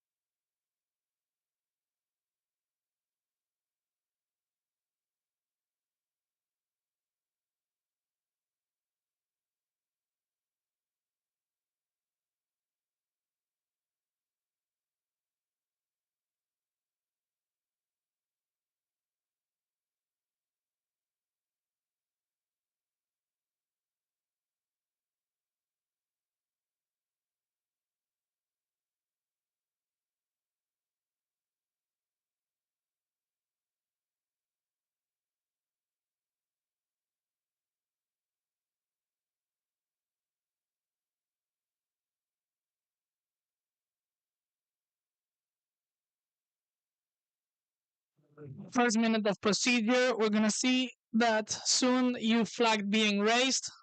The race committee is very, very pushing to get this next start, so keep updated and we're starting racing very, very soon.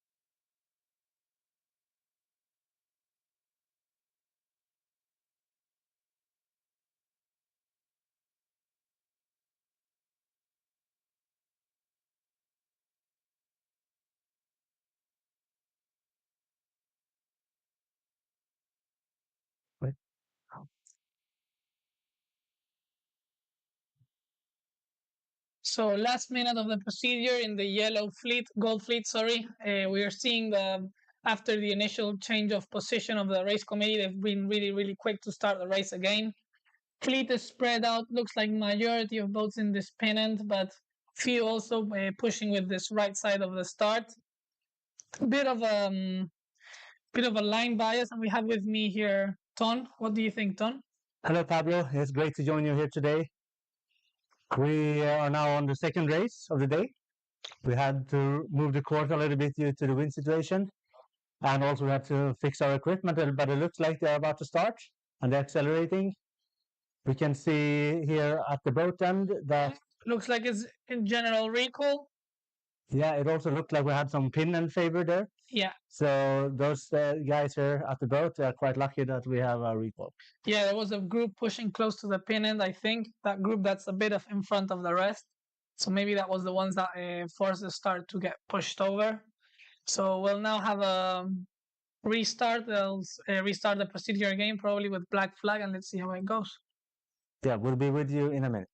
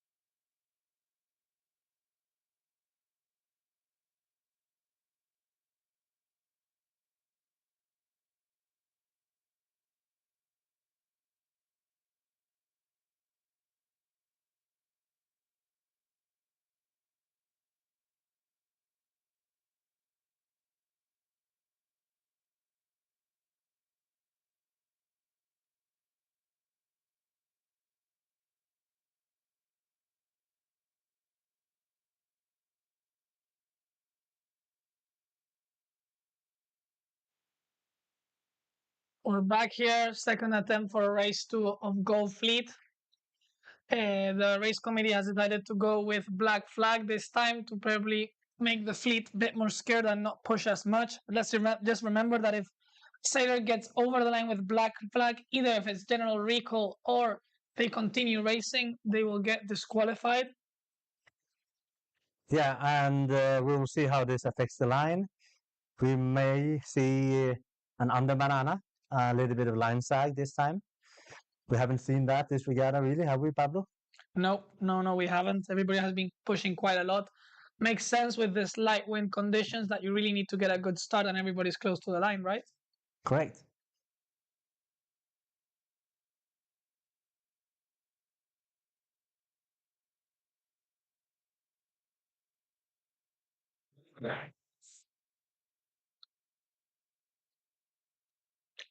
We can see the sailors being a bit indecisive where to be on the line. Still a lot of boats here at the boat end. We have a clear pin in favor, but could be that there's some pressure on the right side that some sailors want to go to. Yes, definitely. That could be one of the reasons. But let's see how it plays off, how the racing starts. Black flag still up, even if it can be really seen with the dark water, but it's just to the left and below of the orange flag.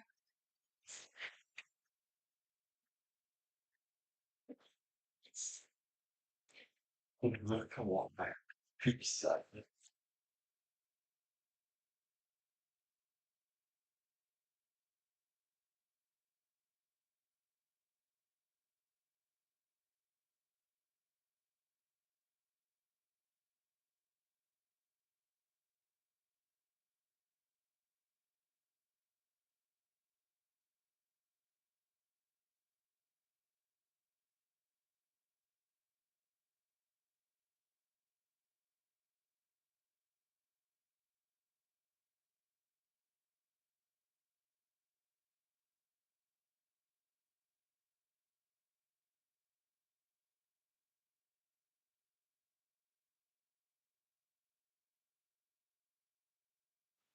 We're approaching the 1 minute signal. We can see this because the race officers are already close to the black flag and we'll see it dropping. Yep, just dropped. Now we're in the last minute. Everybody over the line now will get disqualified.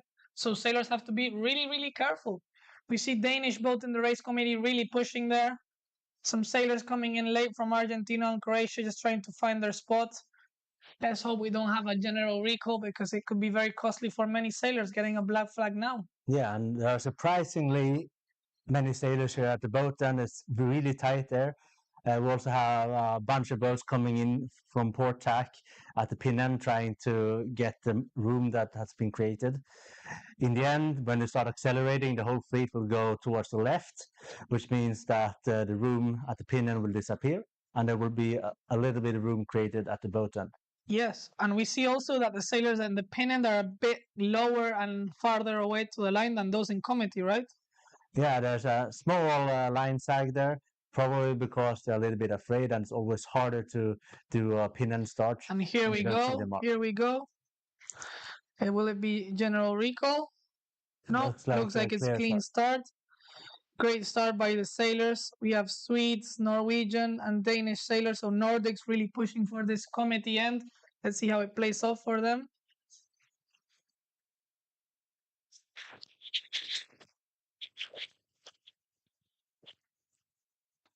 Sailors going here for a quick tack. Let's see who's around here. Puerto Rico sailors, 3 of them in a crossing. Very tight racing, very tight racing. Looks like this pin in favor that we're talking about is materializing. Those that started in pin end, even if they didn't start that well, they're managing to cross in front of those that did start better in committee end. Most of the fleet, or at least those who can, are trying to stay on starboard, just have this starboard lane and be fast there. But it's tricky. This is the highest level of racing we'll get in Optis, and everybody's trying to really, really hold this lane, and they're all doing really good. As we can see here in this image, it's a little bit too tight for the pin and boats to make the tack, even though they have some favor. But they need to wait until the first row splits up a little bit more, and then we will see a lot of the top boats coming in from the pin and tacking for port. A decision here for some sailors not on, deciding if to hold in bad air or go for attack. Yeah, and we're also gonna change view so we can see the race from the other angle. We can now see from the pin left side of the course a drone coming in from the pin end. Everybody looking like an average holding on starboard, right? Yeah, I think it's a big trouble to make the tack and cross properly, but at the same time, previously the other races, the left side was a lot better, no? Yeah, left side was looking better. Now the breeze is a bit different. It has filled up a bit more. But let's see what the sailors think about this. We can see that we try to position the drone so that we have good transmission. We're following in the middle of the fleet here. For the right side drone is zoomed in on the middle boats.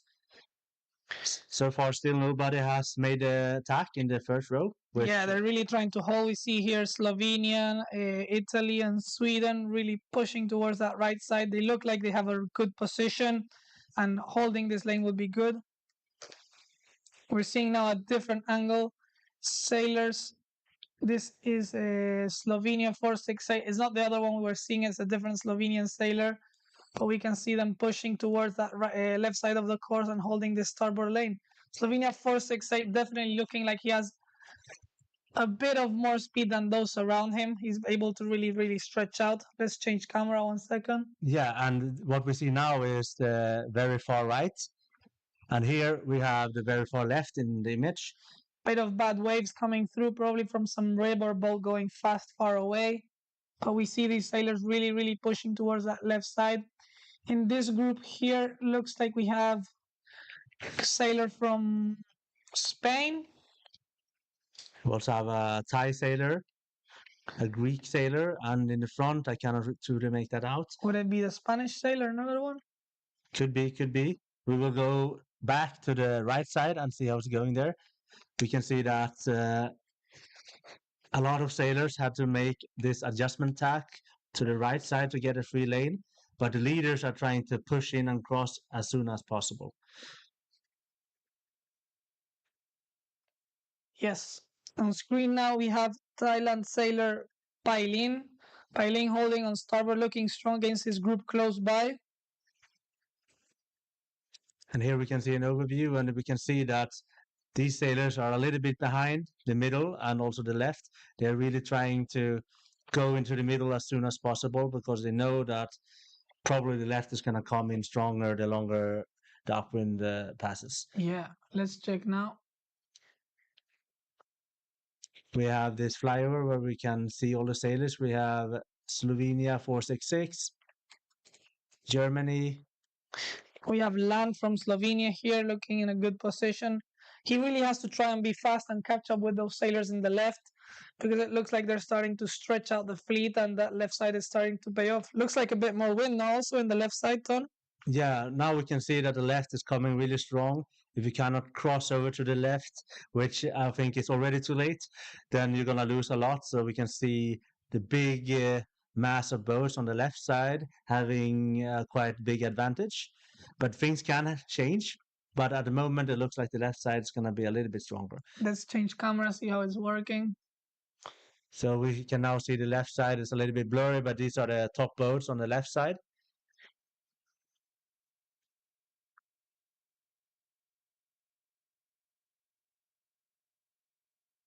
Let's see how the fleet converges once we see how these people that went to the left side crossing with the right side. I think there's a bit more pressure. Preferably, I like more the left side, but let's see how it turns out. We have a clear left coming in now because all the top boats are taking the tack, which means that they can cross, which means that they want to cash in as soon as possible.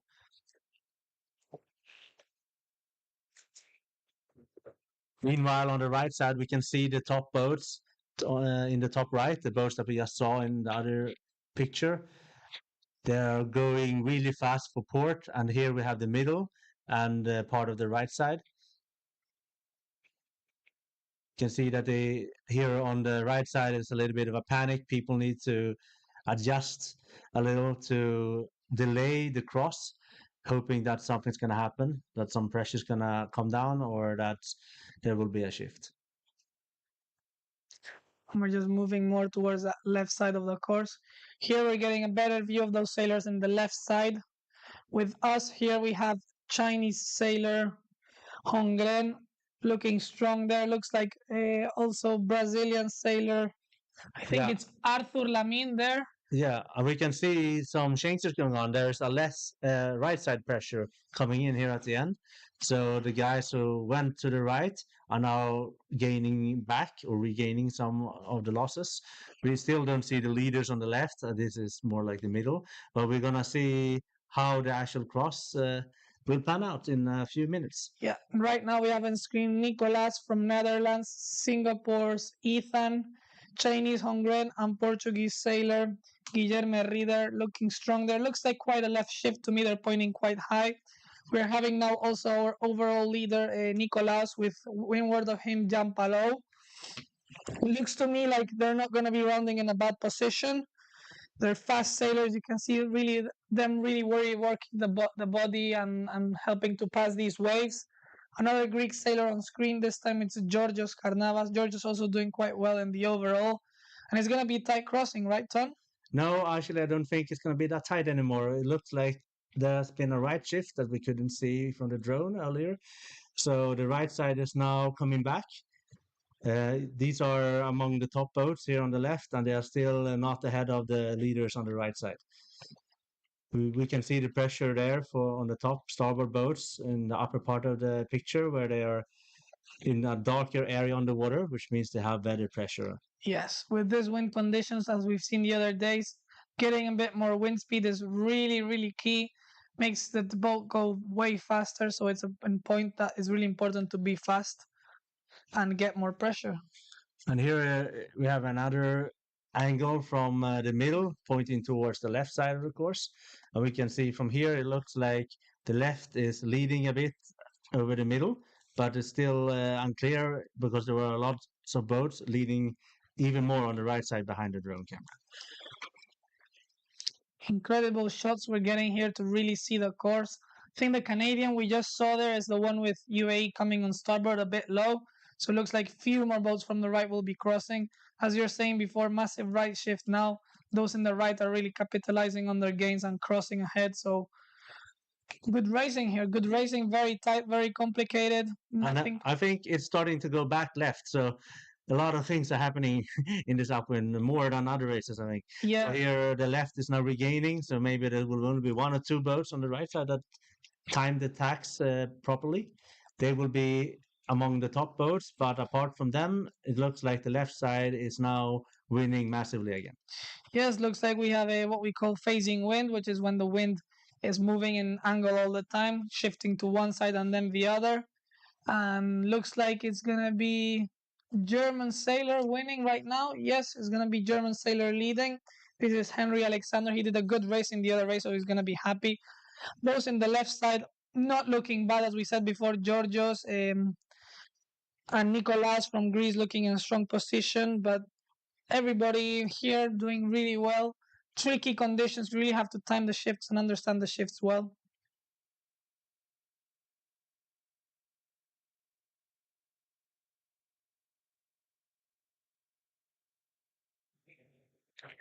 Tricky conditions, tricky, lots of shifts. You have to really time them well and use them to their best.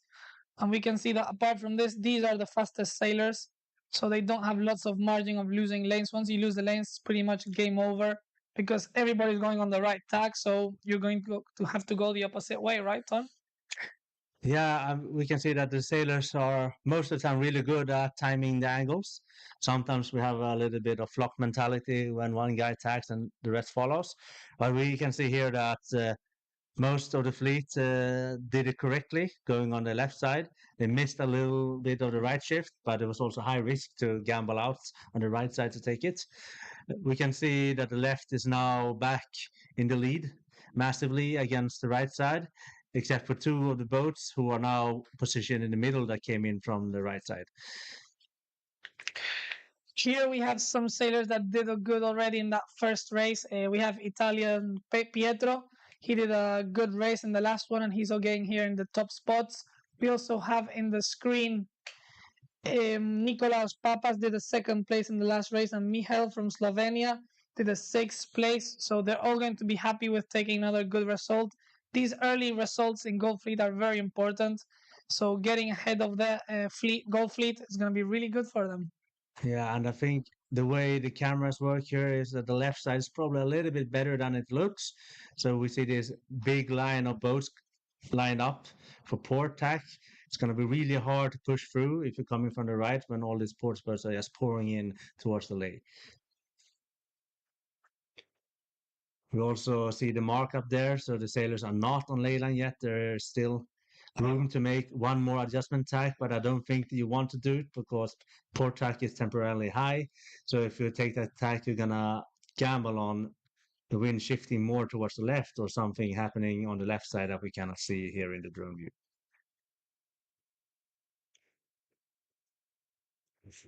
Let's change camera and see it from the other side now. Yeah, and from here it's very clear that taking this tack and facing this line of boats on the left side is going to be extremely hard. You need to wait here to get a right shift and go on starboard, right, Ton? Yeah, the problem now is not a long time to ley line. There's maybe 50 meters left to go. Maybe the top two boats here on the right side will be okay, but the rest gonna have a huge trouble trying to Find the lane. yeah find a lane the last 15 or maybe 30 meters to the mark. Back to the other screen from the left side. And let's see who's rounding first. I think it's going to be German sailor that we saw before, Henry. Let's see if Henry has been able to hold his lead. Yes, looks like it's Henry Alexander from Germany 1734. Yeah, but here comes the guys who like won the left side. We have Greece and we have lots of other boats, and we can see that it's much closer than it looks. The angles are playing a little bit of tricks with you. It seems like the guy here, the German guy who's second at the moment, maybe even third, he is the only guy who came in from the right side, and we can see he's third because two guys from the left are now overtaking him. And it is Pablo. Can you help me here? Yes, it's a Greek sailor Nikolaos and Georgios rounding first and second, followed by Henry from Germany and Guillermo from Portugal, followed by Michal from Slovenia. Then coming some sailors from UAE, Italy, Brazil, Canada, Spain, China, and Germany. Looks like the Germans and Brazilians and Greeks had a clear idea of what to do, and they've been able to execute it. Yeah, we can see this has been a really good day for the left side so far. Most of the leaders coming from the left. We have some boats coming in from the right, but they're mostly stragglers on the left side who had a lower lane. Let's switch camera 1 second to see how the Silver Fleet are doing. And looks like the Silver Fleet is still waiting to get procedure. We have a bit of time left, so let's go back to this Gold Fleet. We can see it's been really tight here. Here come some guys who are a little bit worse on the left side. So it seems like, as you predicted, there was some kind of reverse shift at the end that helped some of the right side sailors come back a little bit better than. Yeah, maybe those in the early part of the leaders didn't get it because they had that left shift. But as the time went by and it went back to the right, those sailors in the right side managed to cross again. Yeah, and playing the middle seems to be a really good strategy, but you also need a clear lane in the start, and you really need to be able to have enough speed to keep a middle lane because there will always be someone go on the side going a little bit better because of the wind. Yeah, and it's very important also to keep your mind and be calm and not try to go to one side when you're seeing that the shift that they're crossing, and like be smart about it. We can see here that Silver Fleet are still waiting to get their procedure, so we'll stay with them because we need to go back with the drones. And as soon as we know more about Gold Fleet, we'll report back to you.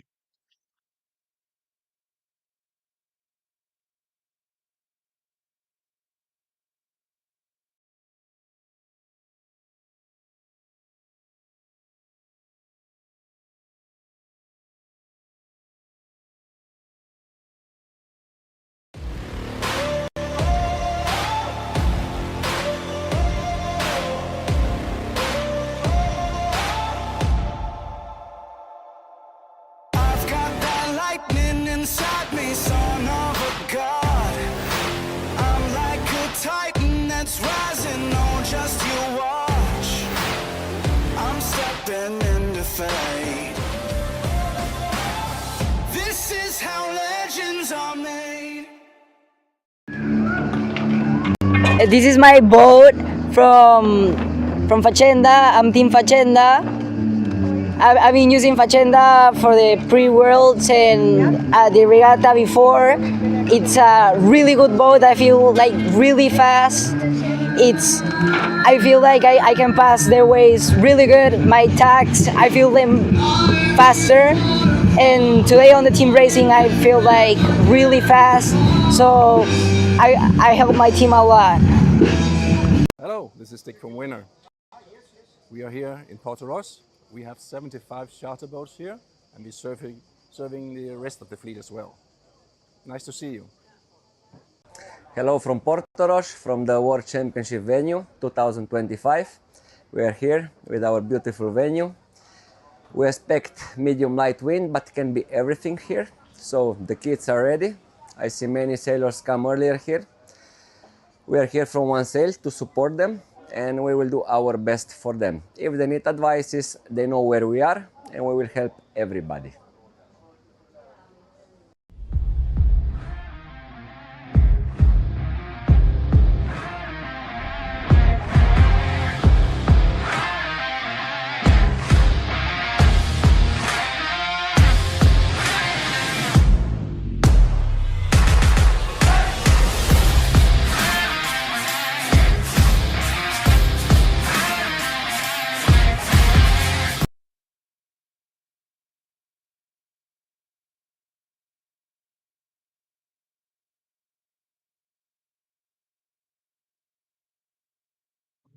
So we're seeing here the leaders of the Gold Fleet.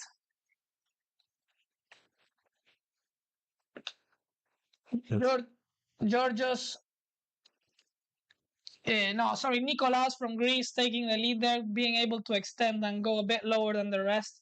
This is a good movement because if he ever needs a bit more speed, he can head up and go to the max power zone, which is a bit higher above, whilst still having a bit of breathing space in front. So good job by Nicolas there. Next up, we have Greek Georgios also in second position. Greeks 1 and 2, very strong. Looks like they're trying to team race again with those positions, but they are not, obviously. And let's see who we have up next. In this group, looks like we have Spain.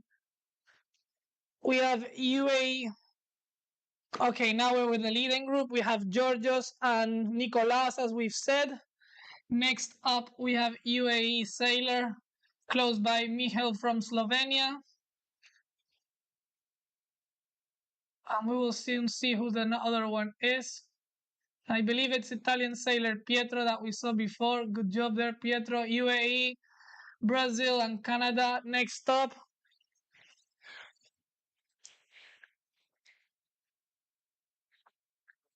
These are the top 8 boats that we're seeing now on screen. They still have one downwind left and another upwind to the finishing line we're seeing now on screen.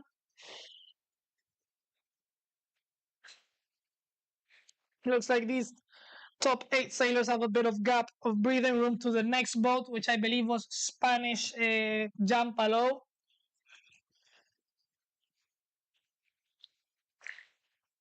Very good job by these sailors. Very good job. Looks like Greek sailor got overtaken by Guillermo Rieder and German sailor Henry Alexander. Next up is Michal from Slovenia and UAE sailor Herve. Next up in 6th place with Brazilian. Really, really close. This time it's Manuel Braganza. Manuel was the overall leader the first day of racing. And next up we have Canadian sailor William Cately. So good job to you guys. Next up we have Pietro that we were seeing before. Pietro's in 9th place. Followed by 10th place we have Jan Palou. Congrats, Jan. Great job there. Next up we have Chinese sailor Hongren and German sailor Johnny. Followed by Swiss Tim and Brazilian Arthur Lamin. Next up Slovenia's Lan and Netherlands sailor Nicolas. Big gap here to the next sailor. They are going to have to get a bit of catching up, but nothing is lost. We still have one hole downwind and one hole upwind, and everything could happen. We're gonna go quickly to see the Silver Fleet start says how it plays out. Less than 1 minute left for the Silver start. Boats are very, very close to the line.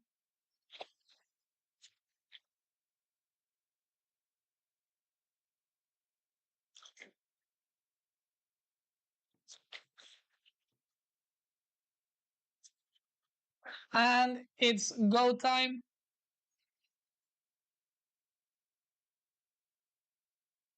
Looks like there has been a P raid. We can't really see the race committee flag, but it looks like there's been a P. Let's just go back to the Gold Fleet meanwhile.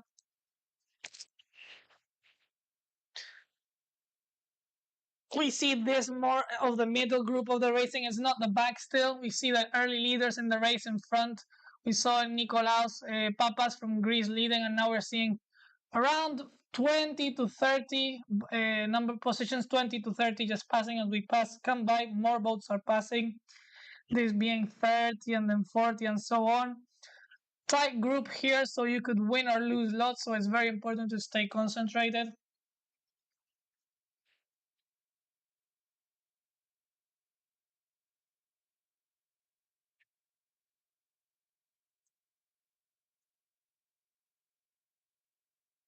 Sailors just passing by.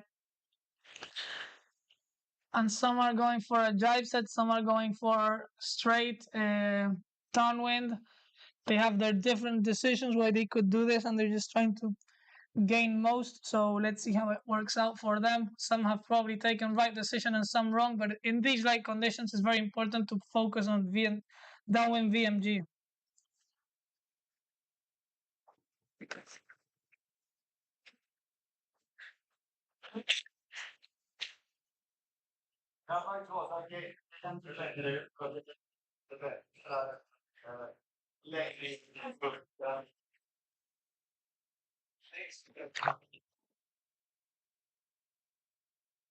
So this be the last sailor of Gold Fleet. We'll see it now in a second. But the fleet has definitely really spread out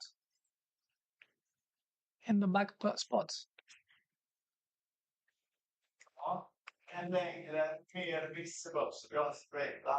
I just came back here to the studio, Pablo. It looks like this race has been really interesting while I was away.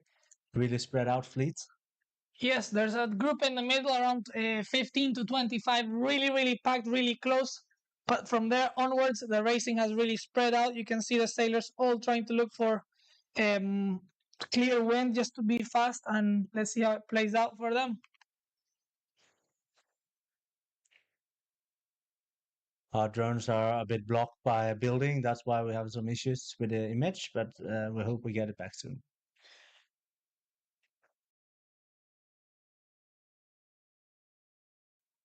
Meanwhile, we can see that the next fleet is waiting to enter their procedure. Yes, we have had an AP before, and now the race committee has gone again for starting the race. We can see the blue flag is up. This is for the Silver Fleet. Yeah, so they have a little less than 5 minutes at the moment.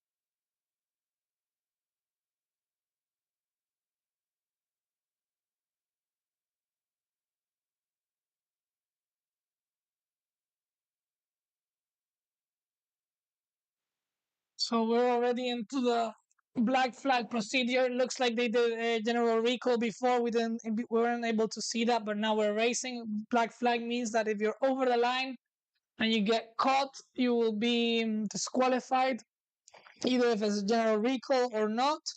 So the sailors should be more careful now. Let's see how it plays out for them.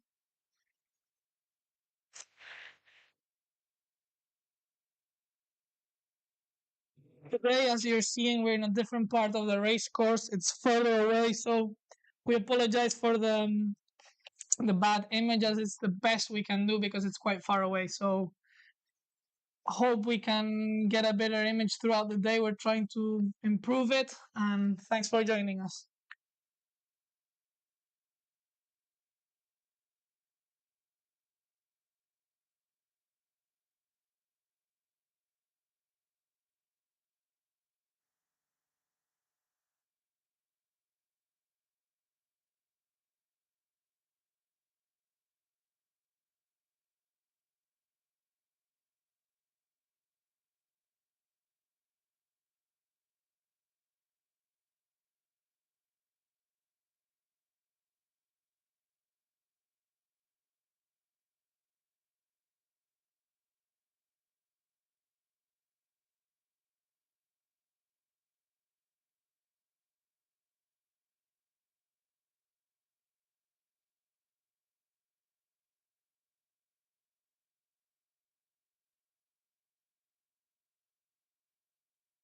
So now we're seeing the Silver Fleet from the other side. This is race 2 of Silver Fleet.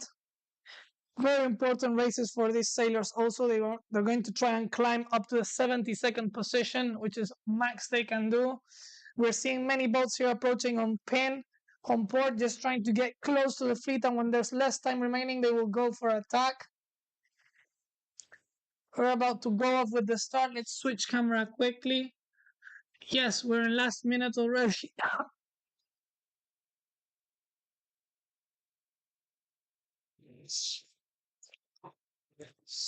Last minute of racing, we're close to the racing time.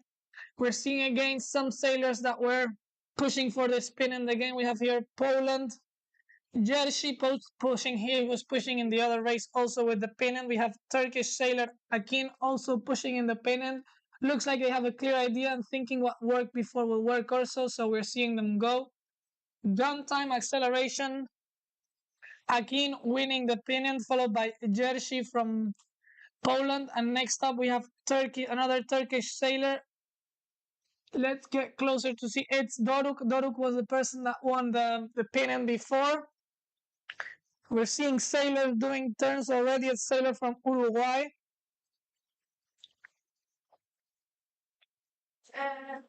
And the fleet is off. They're pushing now towards that left side, most of them holding on starboard. Just those tacking are those that don't have the best lane.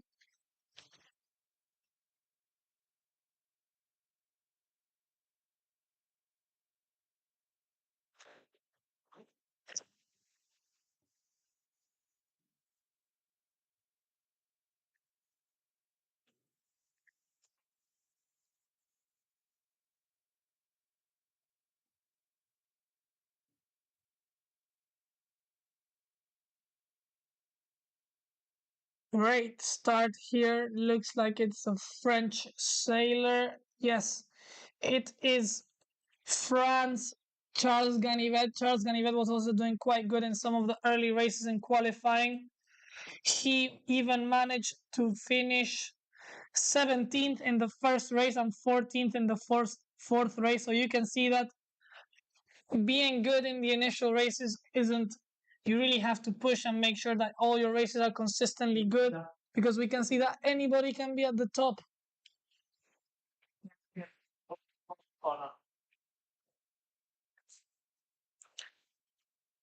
Charles pushing with a really good lane towards this left side of the course, followed by leeward of him Doruk. Jerzy from Poland looking quite fast there. He's been able to kick Doruk out of the lane, and he's going for attack now. Probably will reposition himself, as it looks that Turkish sailor Akin was very, very fast in this pennant.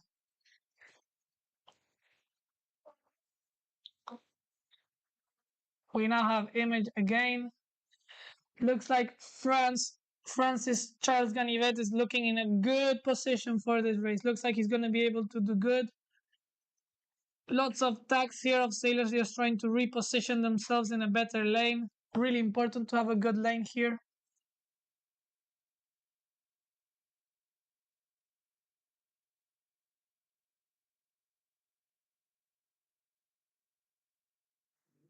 So let's switch a second to Gold Fleet. We have here the leaders of Gold Fleet. And here in this leading group, we're a bit more to the right side. Few boats crossing there. Looks like the fleet spread out a bit more in the second upwind and the first downwind that we had. Looks to me like a Brazilian sailor there is going comfy towards the left side. Let's see if we can get a bit of a closer image and see who it is. Looks like it's Manuel Bragança from Brazil, looking there comfortably going to the left side of the course. He has managed to overtake some of the sailors like Canadian William Katie.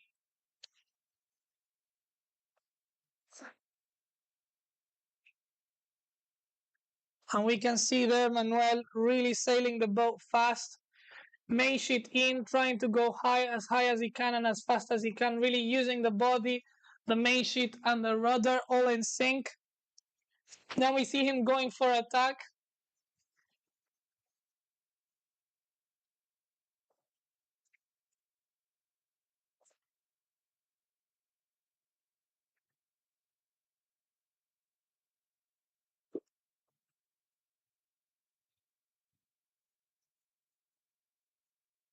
So Pablo, I'm back here in the studio, and as far as I can tell, the left side is going really strong at the moment.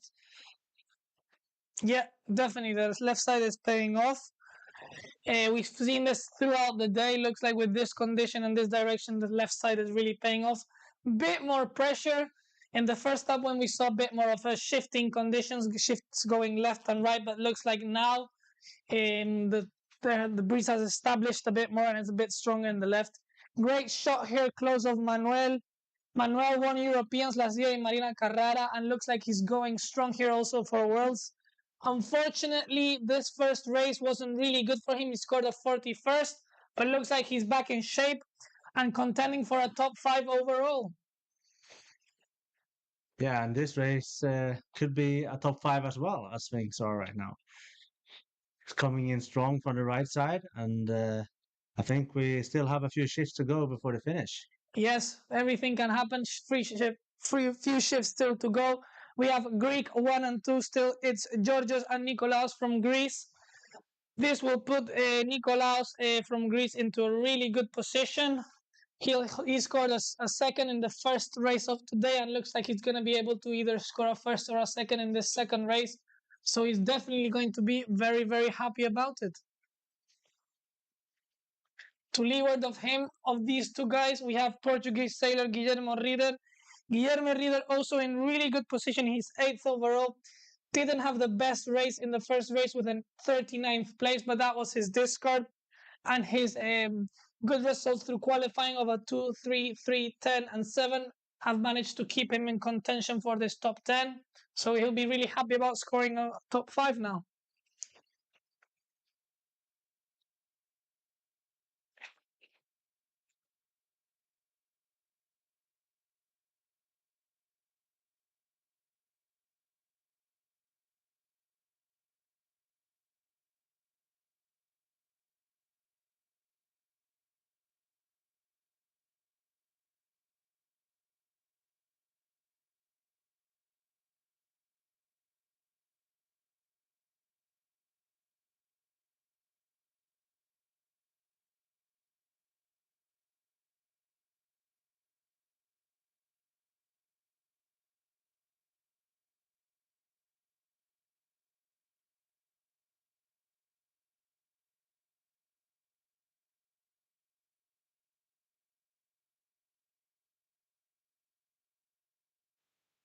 Greek sailors looking very strong there. Georgios and Nikolaos going for 1-2.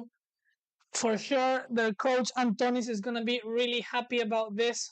They managed to win. Greeks managed to win the individual overall last year with Jason Panagopoulos, and looks like they have good possibilities of also winning. Nikolaos is first overall, and Greeks Georgios Karnavas is 14th.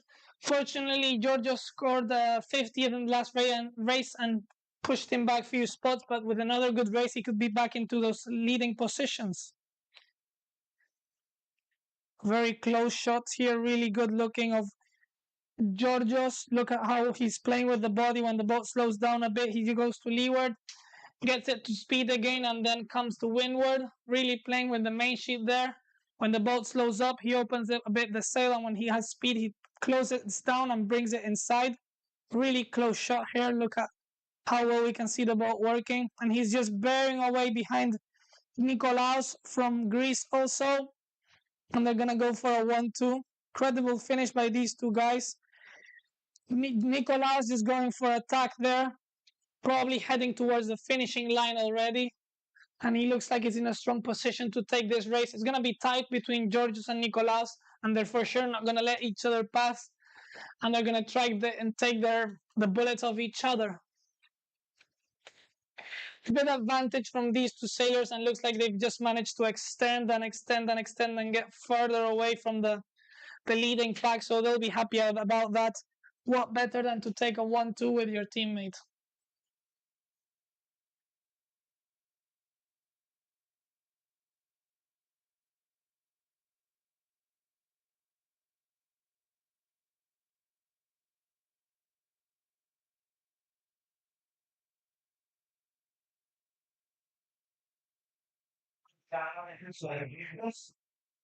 Great overview here of both Georgios and Nikolaos. We can really see the sail shape of every sailor.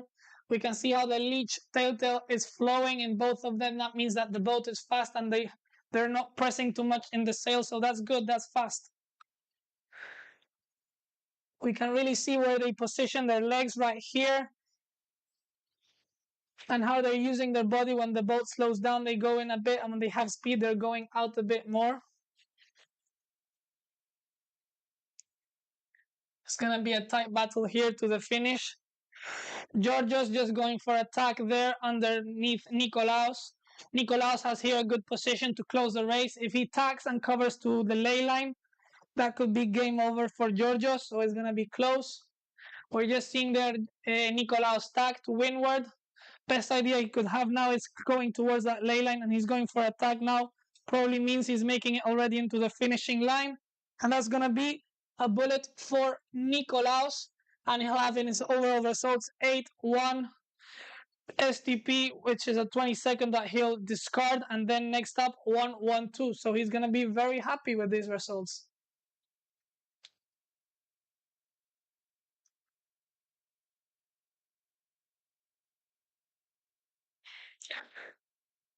And there we have it. I think it's Nikolaos taking first place. Let's see when he tags. Yes, that's Nikolaos taking first place. So today he scored 2-1. He'll be extremely happy about this. And Georgios taking a second place. This will also put him in a good position for the next few races and next few days.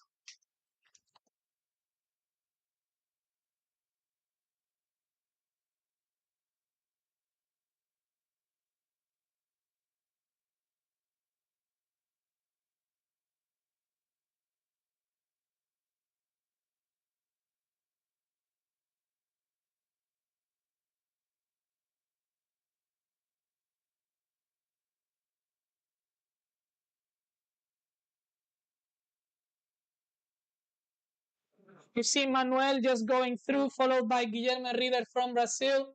Next up, we have, I believe it's Pietro. Yeah, Pietro from Italy, followed by Michal from Slovenia. And next up, we have Netherlands sailor Nicolas and Canadian William Catley. All these were in the leading group at the start of the race. Next up, we have German sailor Johnny and another German sailor. This is Henry, followed by Hongren from China. UAE sailor Herve just crossing by, and now we have another local Slovenian. This time it's Lan, followed by Danish sailor.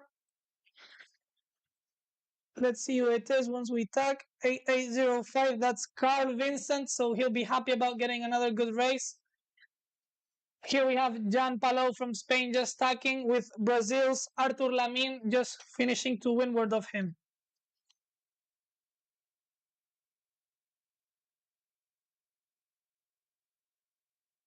Let's go now to the bronze fleet to see the finishing.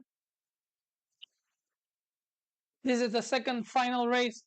This is final race number 2 for bronze fleet. We can see here the sailors in the left side of the course. Let's get a panoramic view and see how the fleet is looking after this bronze start.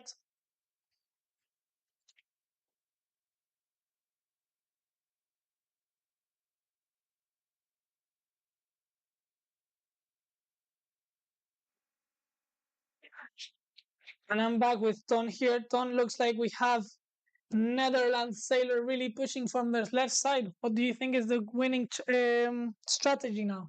And it's really hard as I just arrived and we can't see the whole area. But for now, it looks like the right side is going strong enough to force the left boat to keep sailing starboard.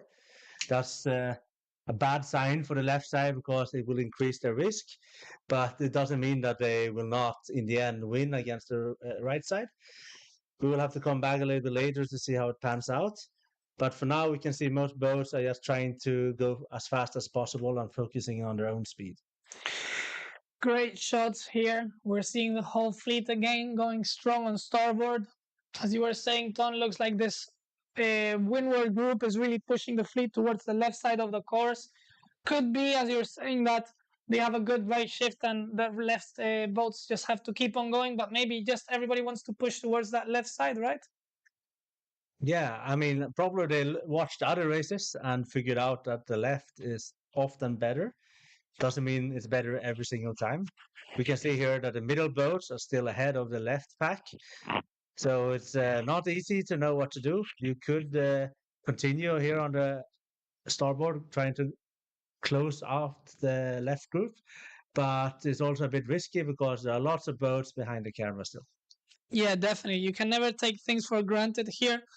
And we're already seeing the boats in the back of the screen. That's the Gold Fleet that have finished the race and are going back to prep the next race. Emerald Fleet still has to go, and then they will go again with Gold Fleet. So let's see how it plays out for this Bronze Fleet.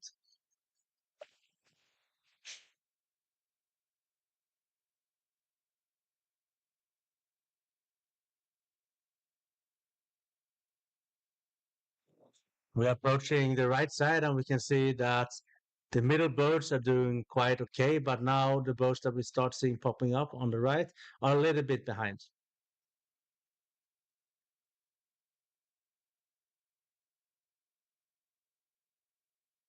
The boats are approaching an area that is completely blocked by the drone, where the drones are completely blocked by buildings. We trying to get an image here. And we have one more drone that's also blocked at the moment, but as soon as we get connection, we will change to whichever has the best transmission. From the still images, we can see that the left side is winning for now in Bronze Fleet. People are starting to tack from the left side, which means the first row has split up enough, enabling people to tack.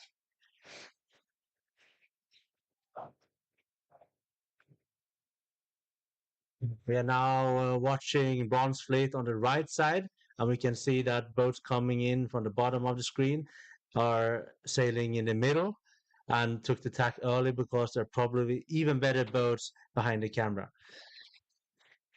Even so, there are some guys who take an early tack to the right side, and in the Gold Fleet, we could see that that actually paid off in the end. So the guys who were a little bit more risky, they gained more, and the guys who tried to be a little bit more conservative, they actually lost. So yeah, right now we can see the middle boats all trying to cash in as much as possible on the right side, and we will hopefully a little bit later see how the left is doing as well.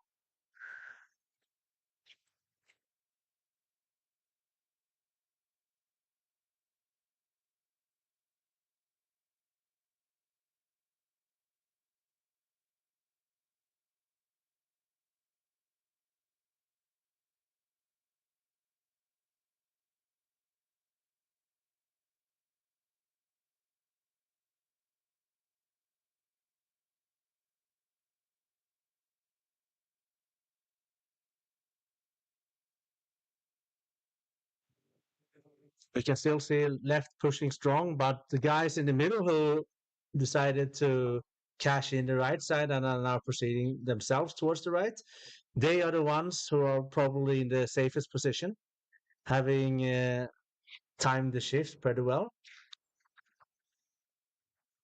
Here we have middle left doing okay, but not fantastic. Locally, they are winning easily, but there are a lot of boats on the right side now crossing them.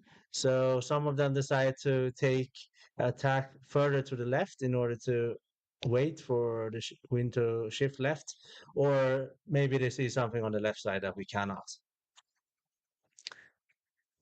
Let us know from where you are connecting and who are you cheering for, because we have here Czech and Croatian sailors taking this early lead in this group, and we'll see how it pays off for them.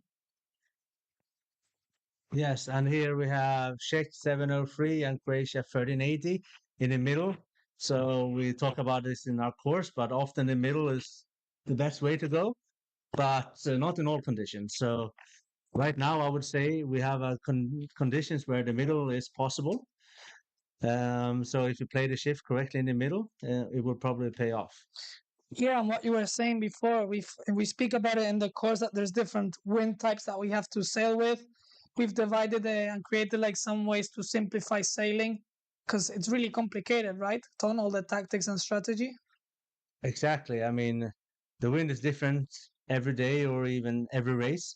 So you cannot have a set rule, but you need to look for signs and see what kind of wind that you have in a specific race. Great. Looks like Emerald is about to start, so let's check their start.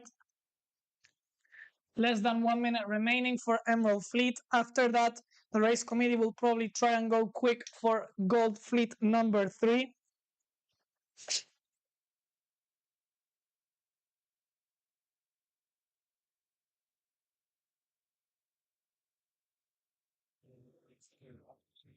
We are approaching acceleration. We see a lot of boats being squeezed at the pin end. Probably there are going to be some individual recalls here. There is no flag, probably because they had U flag. And they got caught, right? Yeah, probably I didn't check what kind of flag was there before the start, but at the moment we can see that the right is doing all right. But I think the right side of the line did all right in every start, and then later it's becoming a little bit worse. Yes, looks like the wind, the left side slowly pays off, slowly, little by little. And maybe it looks like they have an initial lead, those in the right side, but as it turns out, most of the races has been the left side paying off at the end. Yeah, and we'll try to change drone now to get a little bit better image. And we are back on Silver Fleet.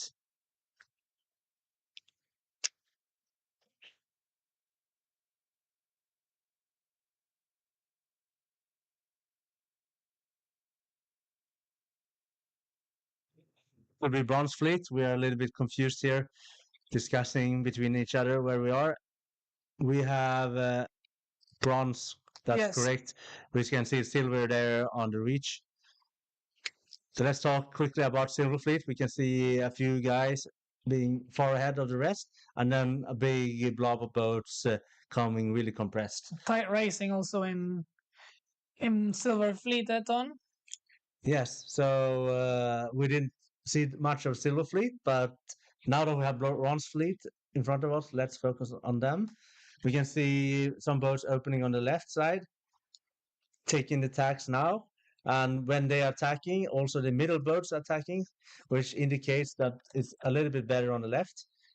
Normally, the sailors are a little bit unsure when to cash in when you're leading on the left. But a good indication that it's the right time is that when you attack, the other guys in the middle also attack. So even if you can't see yourself, you can look at other boats sometimes, and that will help your decision making. Here we have boats coming in on the left side, crossing by a wide margin. We have, couldn't see which sailor that is, but it looks like here in the image we have at least one of the leaders of this race. Surely top 5 at least is Norway 4122. We also have Netherlands 3444 on yeah. screen. And USA 22664. That's TS from Netherlands with Norwegian Oscar there. To windward of him, we have Alexander Montagu from United States and Chile sailor. I believe it was Vicente Perez again. They did good race in bronze fleet, these sailors, the last one, and looks like the pattern is repeating. Yeah, and here it looks a little bit different from the other fleets. We can see that the left side seems to be holding all the way to the mark. Yes, maybe the breeze was a bit more flicking before, and now it has established, and the left side is paying off a bit more, right?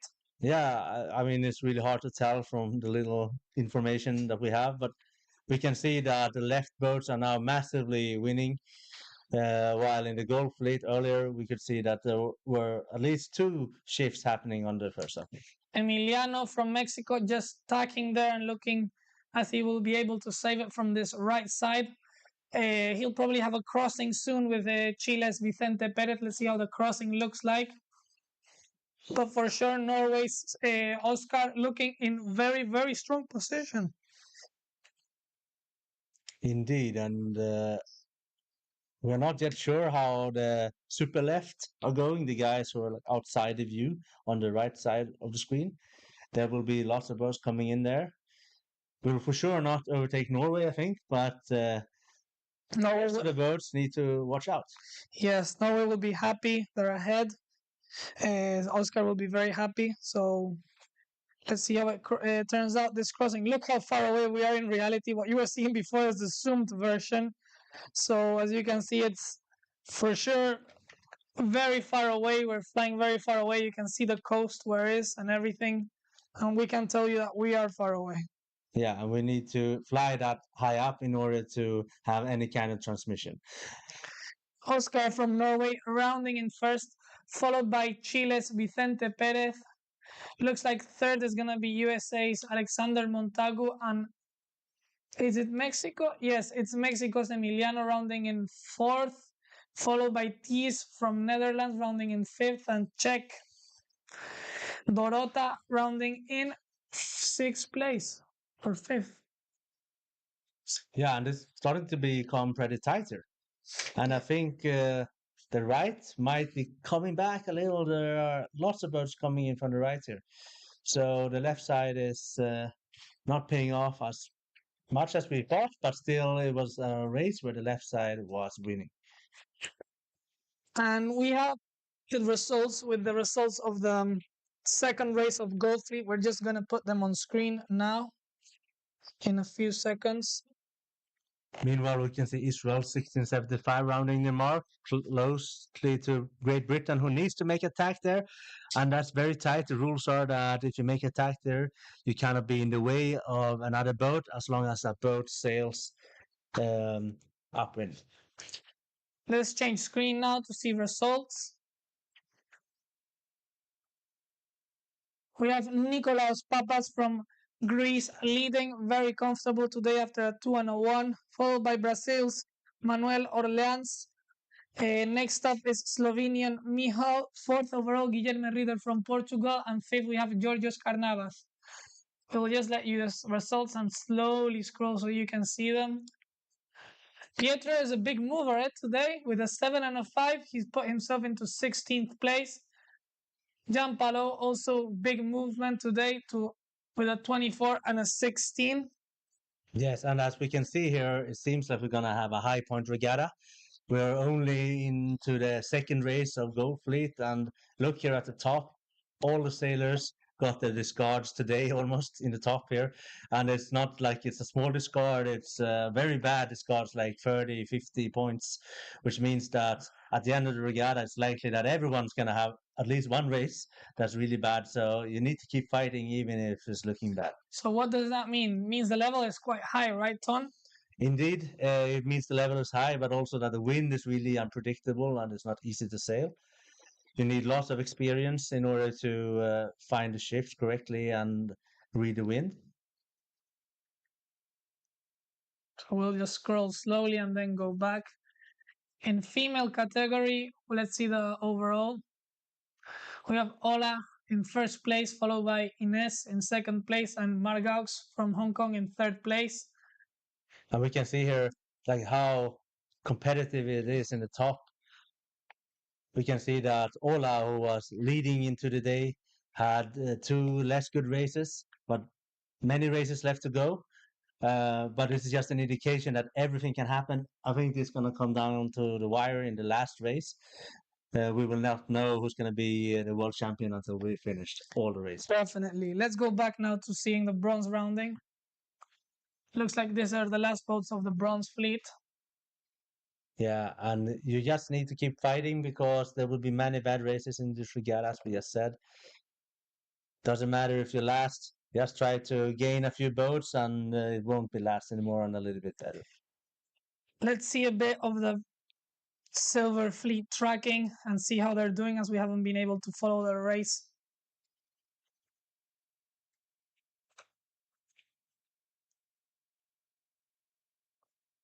These are the Silver Fleet. They're going in downwind now. Let's just get ourselves into place. Looks like we have a Japanese sailor, Fujita, leading the race, with Nikolai in third and Ruben in second. Let's just go over the overalls, see how they're doing.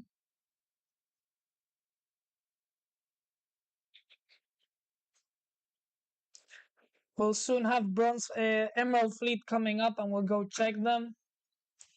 Here's an overview of the course right now. And they're halfway through the downwind. They have to come to this gate down here. As you can see, the race course is really, really close to shore. Yesterday we were sailing somewhere around here. Sorry, the days of qualifying racing, we had the starts here, and now we have them down here. So let's go now soon to see the Emerald Fleet when we have more updates about them.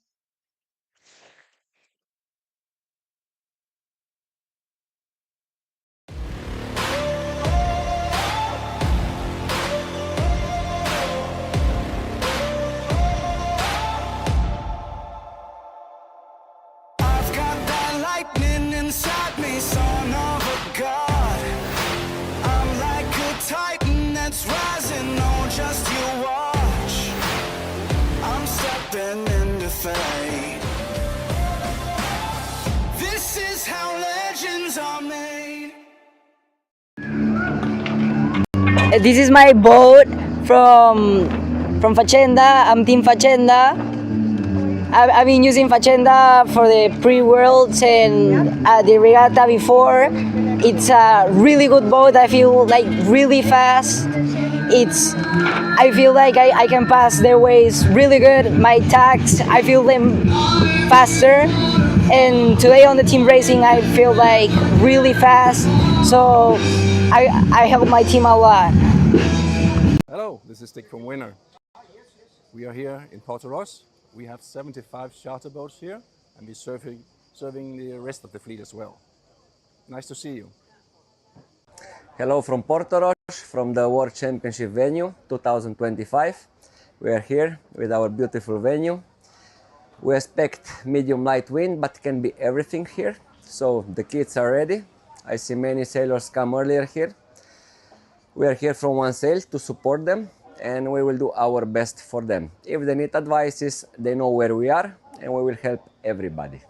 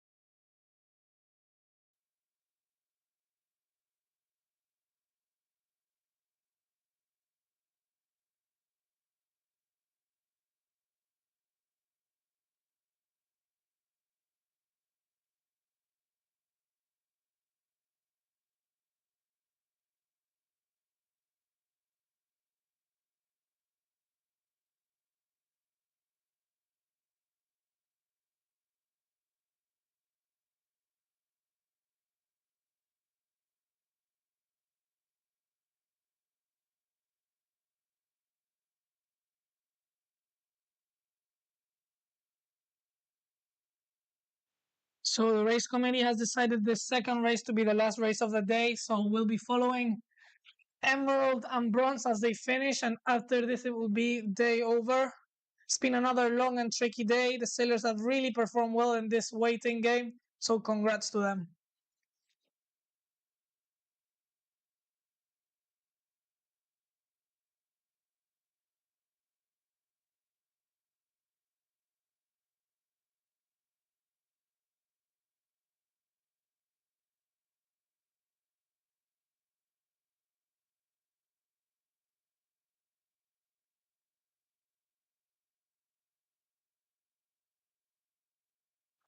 We have here Emerald Fleet just getting to the top mark. Left side really paying off once again.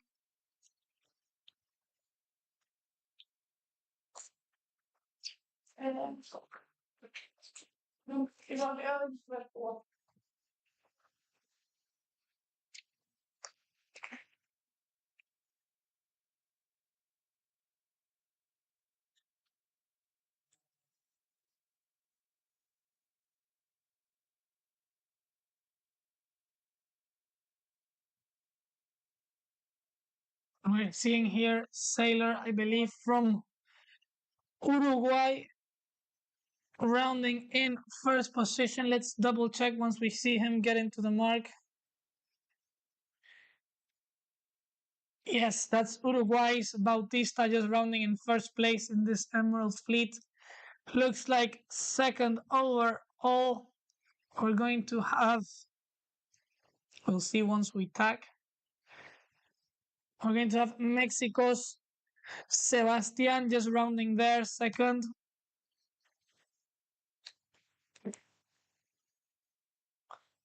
Followed by Bulgaria's, no, Philippines, sorry, Philippines Daniela, and next up is Chile's Domingo. Finish the top 5 overall. We're having here Bermuda's Sailor, Emma Brown, and followed by in 6th place Mexico's Mia.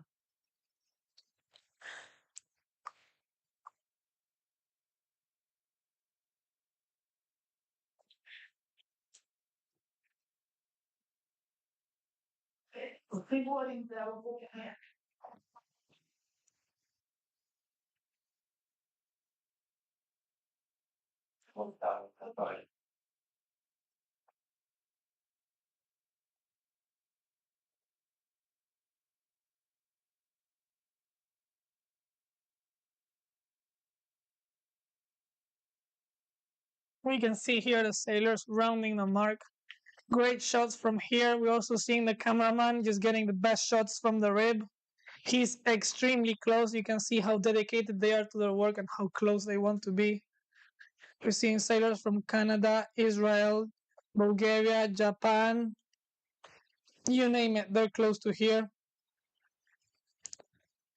French sailor really trying to make it into the mark. Ooh, a bit of a tricky maneuver there.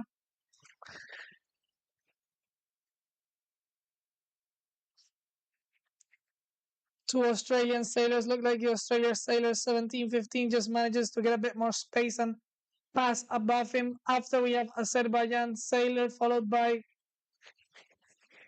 South African sailor, Latvia sailor, Macedonia. You see lots of countries in this Emerald Fleet also.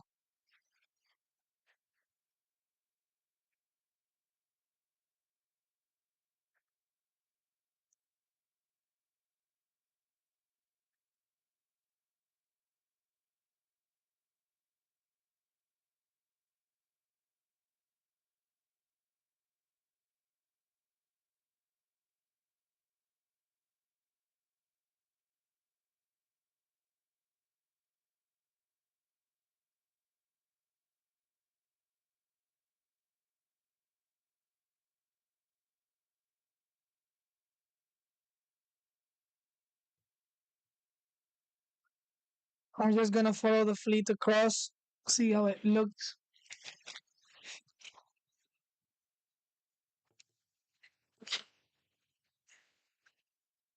Let's change an overview to see the other fleets.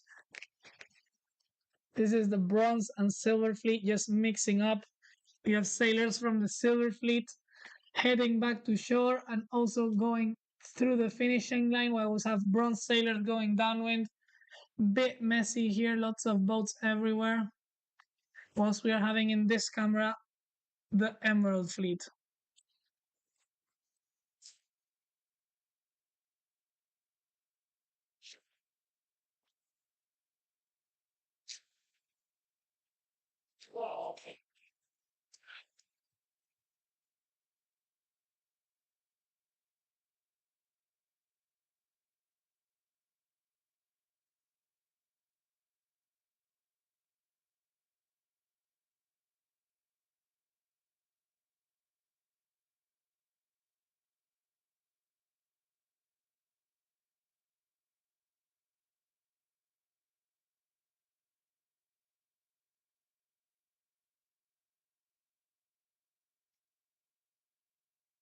We're seeing here the Emerald Fleet round. These are the first boats of the Emerald Fleets.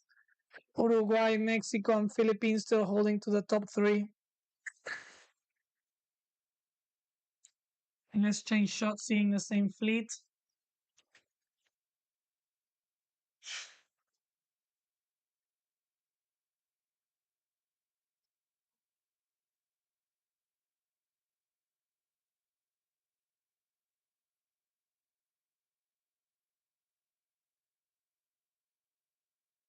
Small changes here as the fleet goes by, long reaching ahead.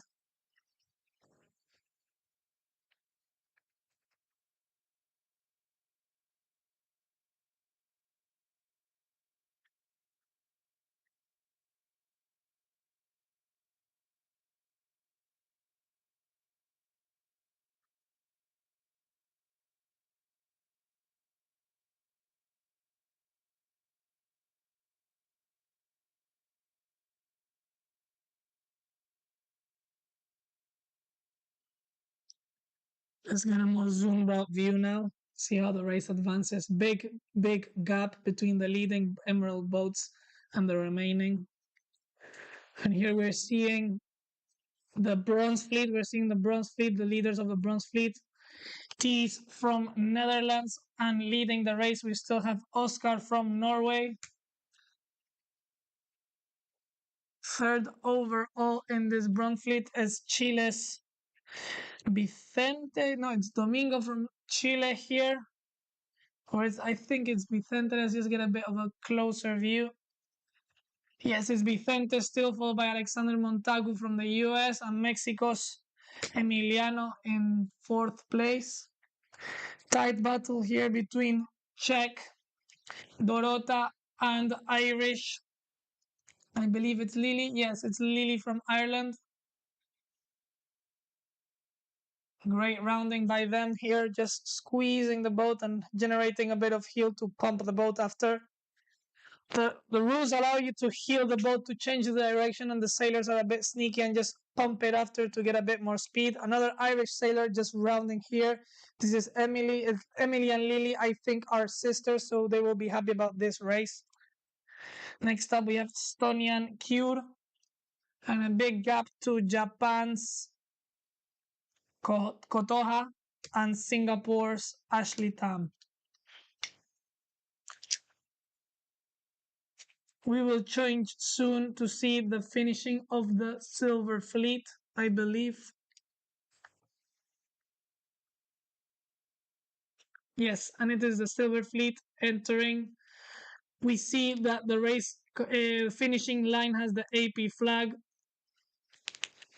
AP over A, I think it is. And this means that after this race, the races are over and the fleets will head back to shore. Let's change to the chaos in the downwind gate whilst we wait for the Silver Fleet to approach. Sailors from Netherlands, Belgium, China, everybody rounding here in this tight Bronze Fleet. You can see that the sailors are not permitting any mistakes and they really want to pass.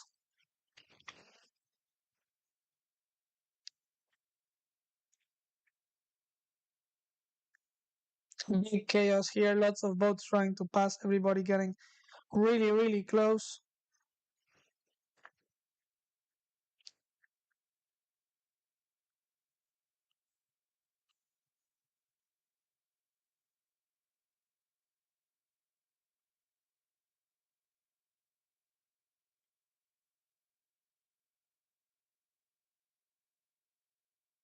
Montenegro sailor doing turns here.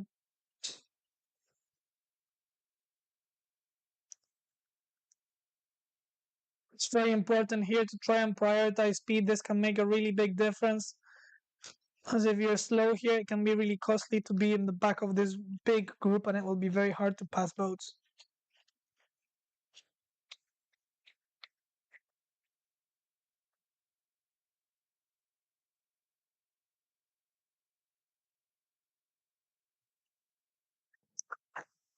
Looks like the first boats in the silver fleet are approaching. Azerbaijan 27 just passing there with Japan and the winner of last race, Korea 553.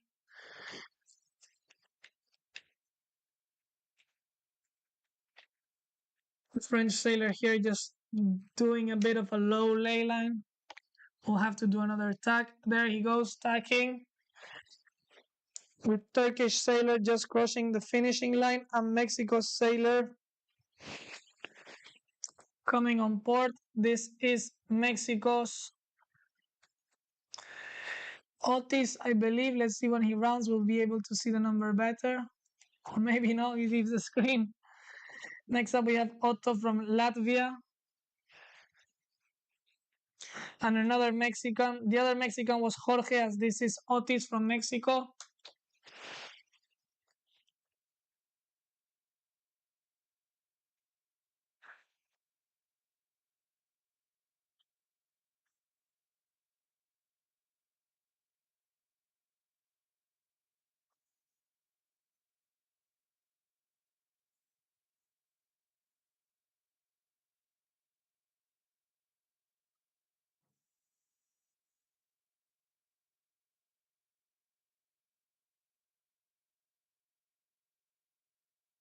Sailors just coming through. These are the first boats of that silver fleet.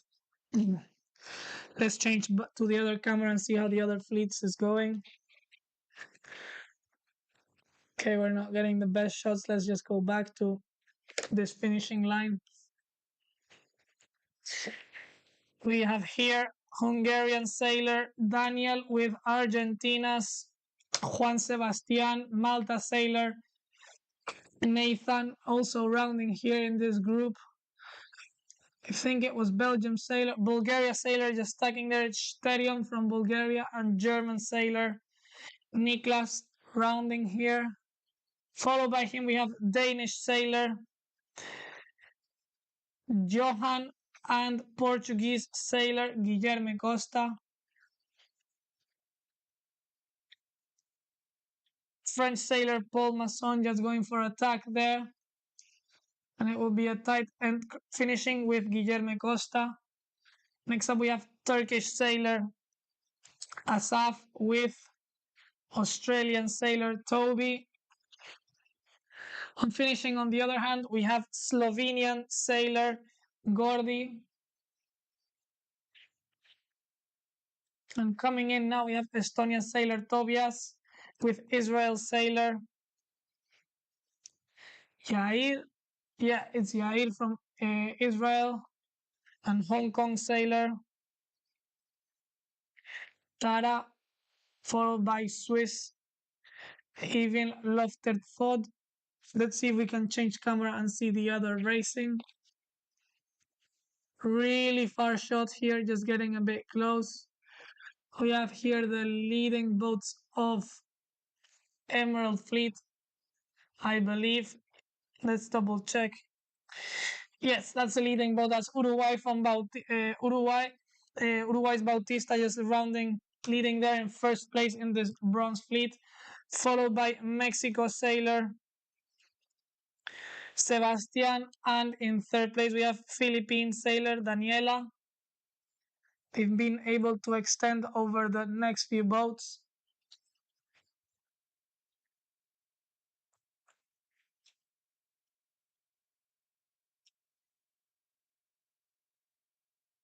Two Bermuda sailors there, very tight. They are Bermuda as Emma Brown and Hef Myers from Bermuda. Let's go back to see the other finishing fleets. There we go, we're seeing the last boats of Silver. Silver approaching back to shore as the day is over for everyone once this race finishes. We can see that the wind has started to drop ever so slightly. The boats are going slower. We're seeing the Empire there chasing, and now we're seeing the rounding from reach to downwind of this Emerald fleet. We have here a Romanian sailor 37. It's Tudor with Latvia sailor. No, not Latvia, Qatar, sorry, Qatar sailor. Youssef and UAE sailor Tejab. Another Romanian sailor here, this is Sasha. And Serbian sailor Mateja. Really tight in this Emerald fleet also. No one can give any space to anyone. They all have to try and perform their best.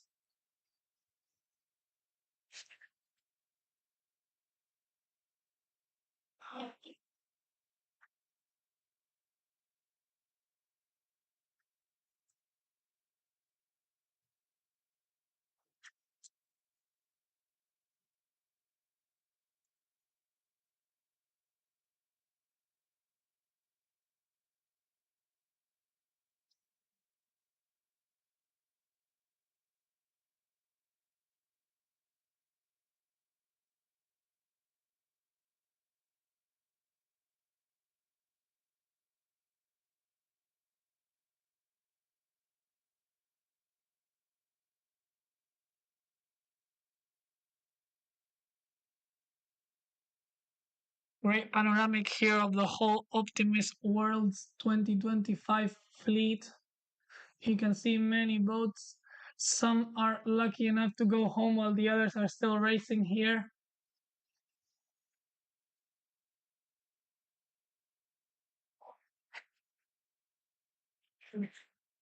Big chaos in this downwind. Very important to look here for a clear wind.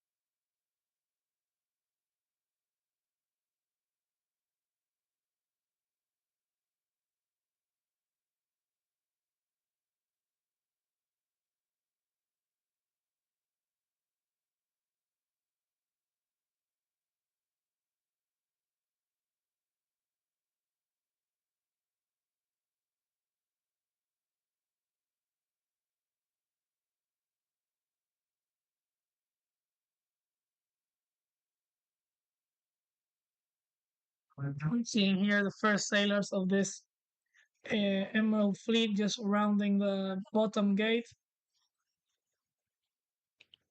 Looks like Uruguay lost a spot here.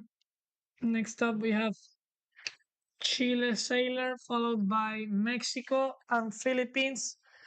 Not fully sure if it's bronze and emerald fleets mixing up.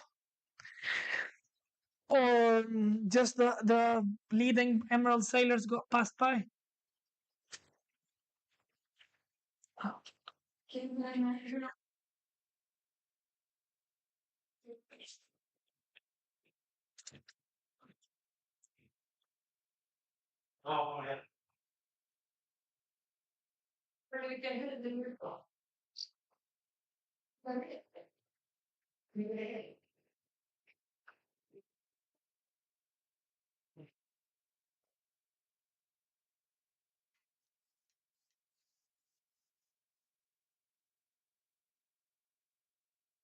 We're seeing here the approach of the bronze fleet just finishing the racing.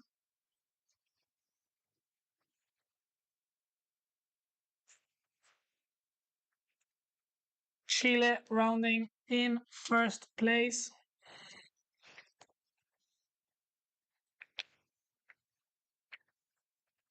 This is Chile's Vicente Perez.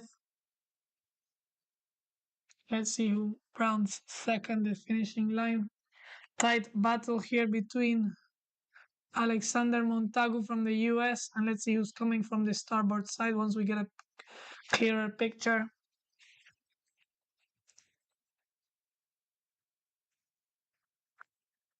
It looks like it's Irish sailor Emily Doe and Norwegian Oscar. Tight battle here between these three boats. Next up is Singapore's Ashley coming in and Estonia's Cure, followed by Chile's sailor Benjamin and Chinese sailor Jiaji.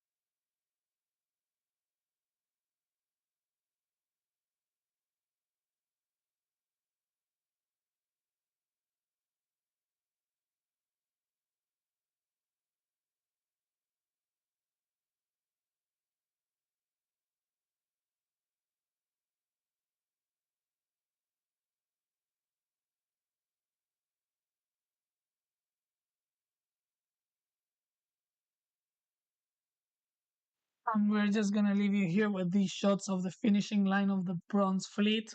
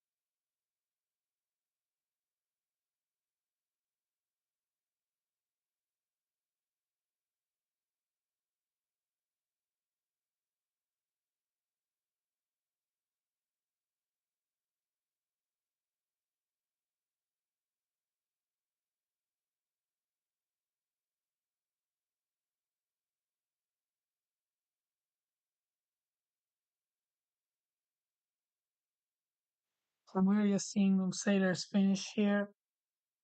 Chinese sailor coming in with Belgium and Czech sailor.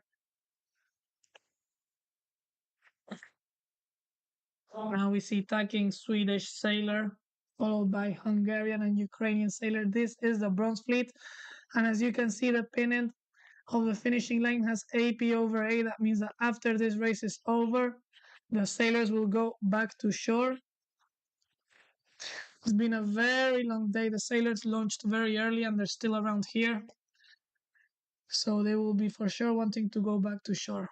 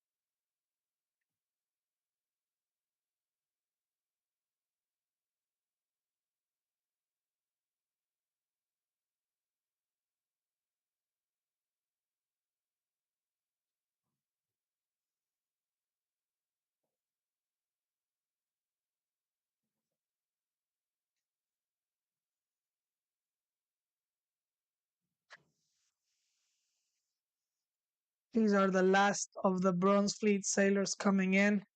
And following up at the end, we have the Emerald Fleet sailors.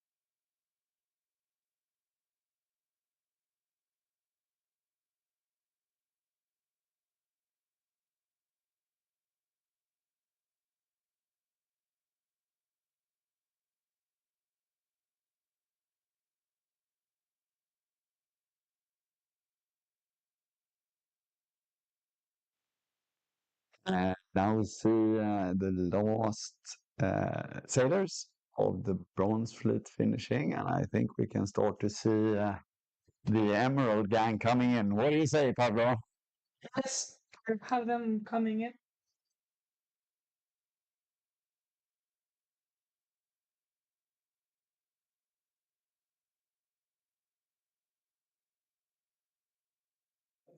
Yes, we already see the Emerald Fleet coming at the back. This is going to be the last race of the day, as we've been saying. Once they finish, they're all going to shore.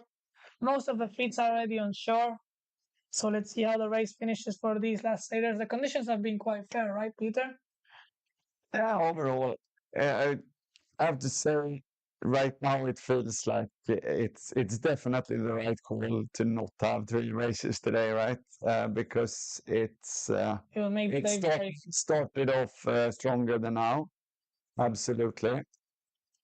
But overall, I think the first race, the conditions are fair but very tricky, as you see, right? Yes. And many high pointers where there maybe wasn't expected, and but the other side of that is that there's a lot of low pointers where they weren't kind of counting on it either. Yeah. Have to be capable of keeping it together over a long series, and it's far from over yet, right? Yeah, definitely. And Gold Fleet, as you're saying, some have surprised them being low pointers. Nikolaos from Greece, Michal from Slovenia, along Johnny from Germany. These 3 sailors have been able to not score any of their discards today, followed by Christian from Italy. And they have moved on quite a bit. Some sailors have really managed to understand the day, being able to turn on and off when needed and keep their energy levels for racing. So congrats to them, great job. And it's really hard in conditions like this to be awake and have energy and concentration even for this last late race.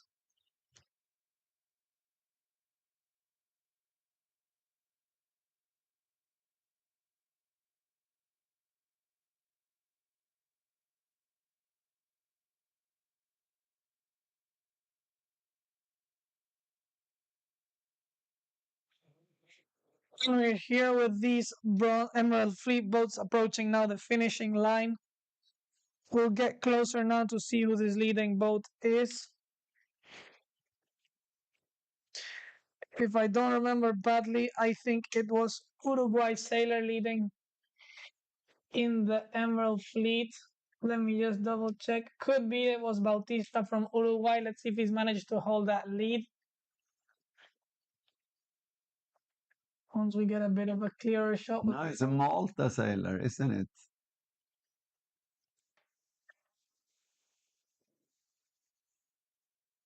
We're just trying to get there a clear shot. Let's see if we can manage to see it.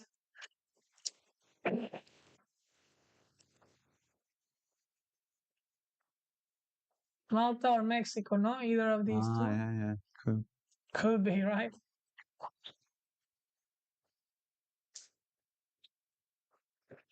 If it's Malta, it could be Timothy De Cesare from Malta. If it's Mexico. It's Mexico. Yes, it's Mexico, Sebastian leading there, followed by Uruguay sailor Bautista, first and second overall. Look at them really trying hard to keep the boat fast in this light stuff.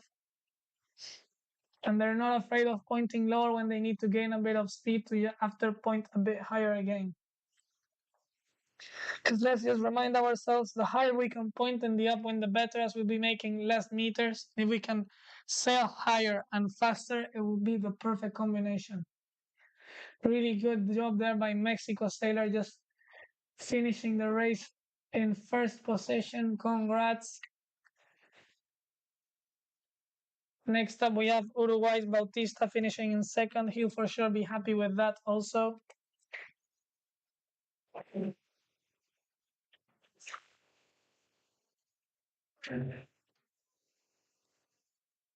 There'll be Chile coming in there.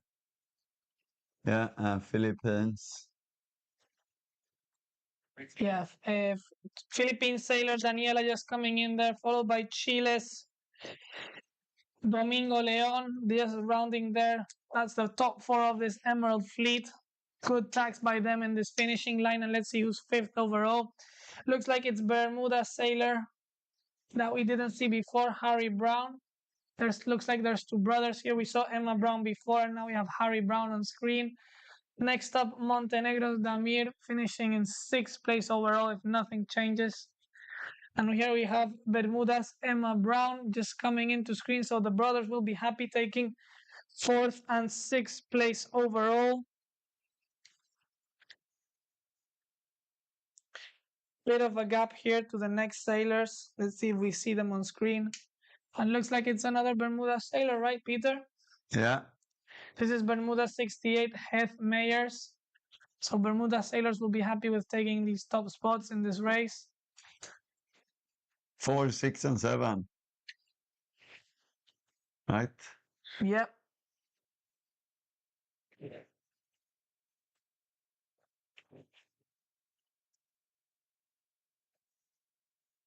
Looks like Malta fans are happy here in the chat. Good race there by Malta sailors. We have another Mexico coming in. An Australian sailor, Nicholas Cooper, just coming in. Also, that's Mexico's Mia just coming in, followed by Aussie sailor, as I said before, Nicholas. Next up, we have Estonian sailor, Lise. And there, just tacking there, we have Serbian sailor. Let's see his number once he tacks back. And it's Serbian sailor Katarina, followed by New Zealand sailor Will Fife, and French Jet Marshall also finishing this race. Great job, guys. This has been tricky conditions, and they're now heading back to shore with the AP over A. And here we have Canadian sailor coming in with Israel. Looks like Israel is going to cross in front as the committee end of the finishing line. It's a bit lower. Next up, Japanese sailor.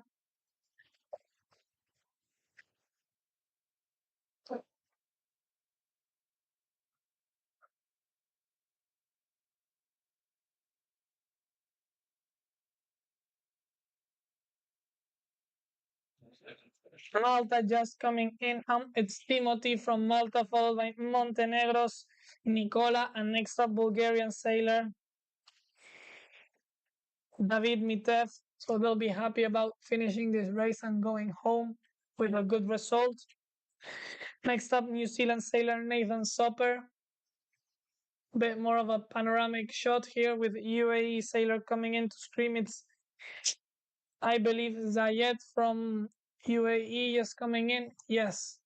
And we have Azerbaijan, Latvian, and South Africa sailors coming in a tight match here. It looks like South Africa sailor will just cross in front, followed by Latvia and Azerbaijan. And next up, we have another Aussie sailor. This time it's Joshua Dale from Australia.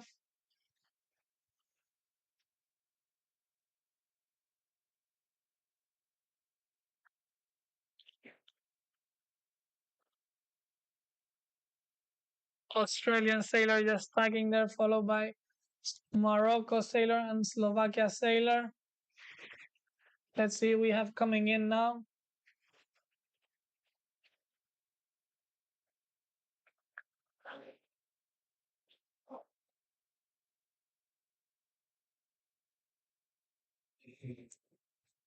And just finishing, we have Peru sailor tagging with Lithuania and Paraguay sailor with Macedonia sailor also coming in this committee end. Looks like we don't have many boats left now.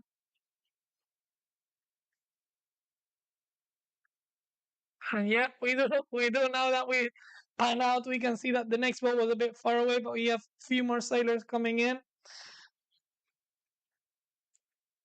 Morocco and Qatar sailor just cruising into the finish line with, but I have to give starboard now to Uruguay sailor just coming in. Let's see who this Uruguay sailor is.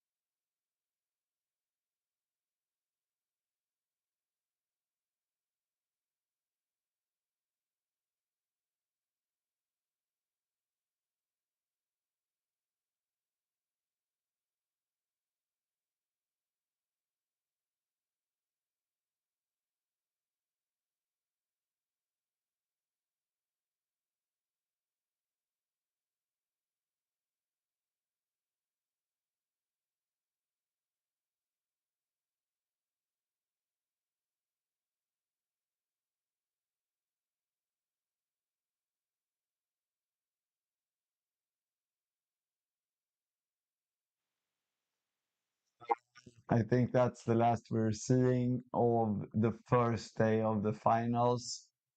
Thank you for joining in with us. We'll finish off with this lovely vista.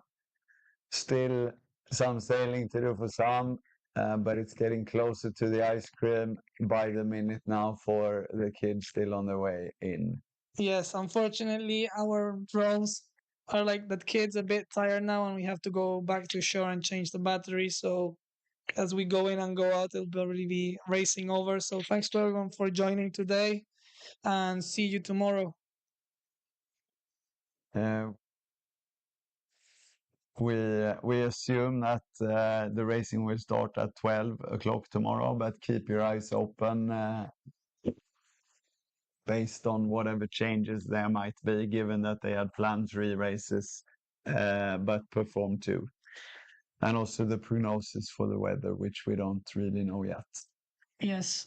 Remember to check. You can check in our YouTube channel to find the video for tomorrow under the live section, or you can check the website of the Worlds 2025 optiworlds.org to see the racing and the links to everyday's streaming.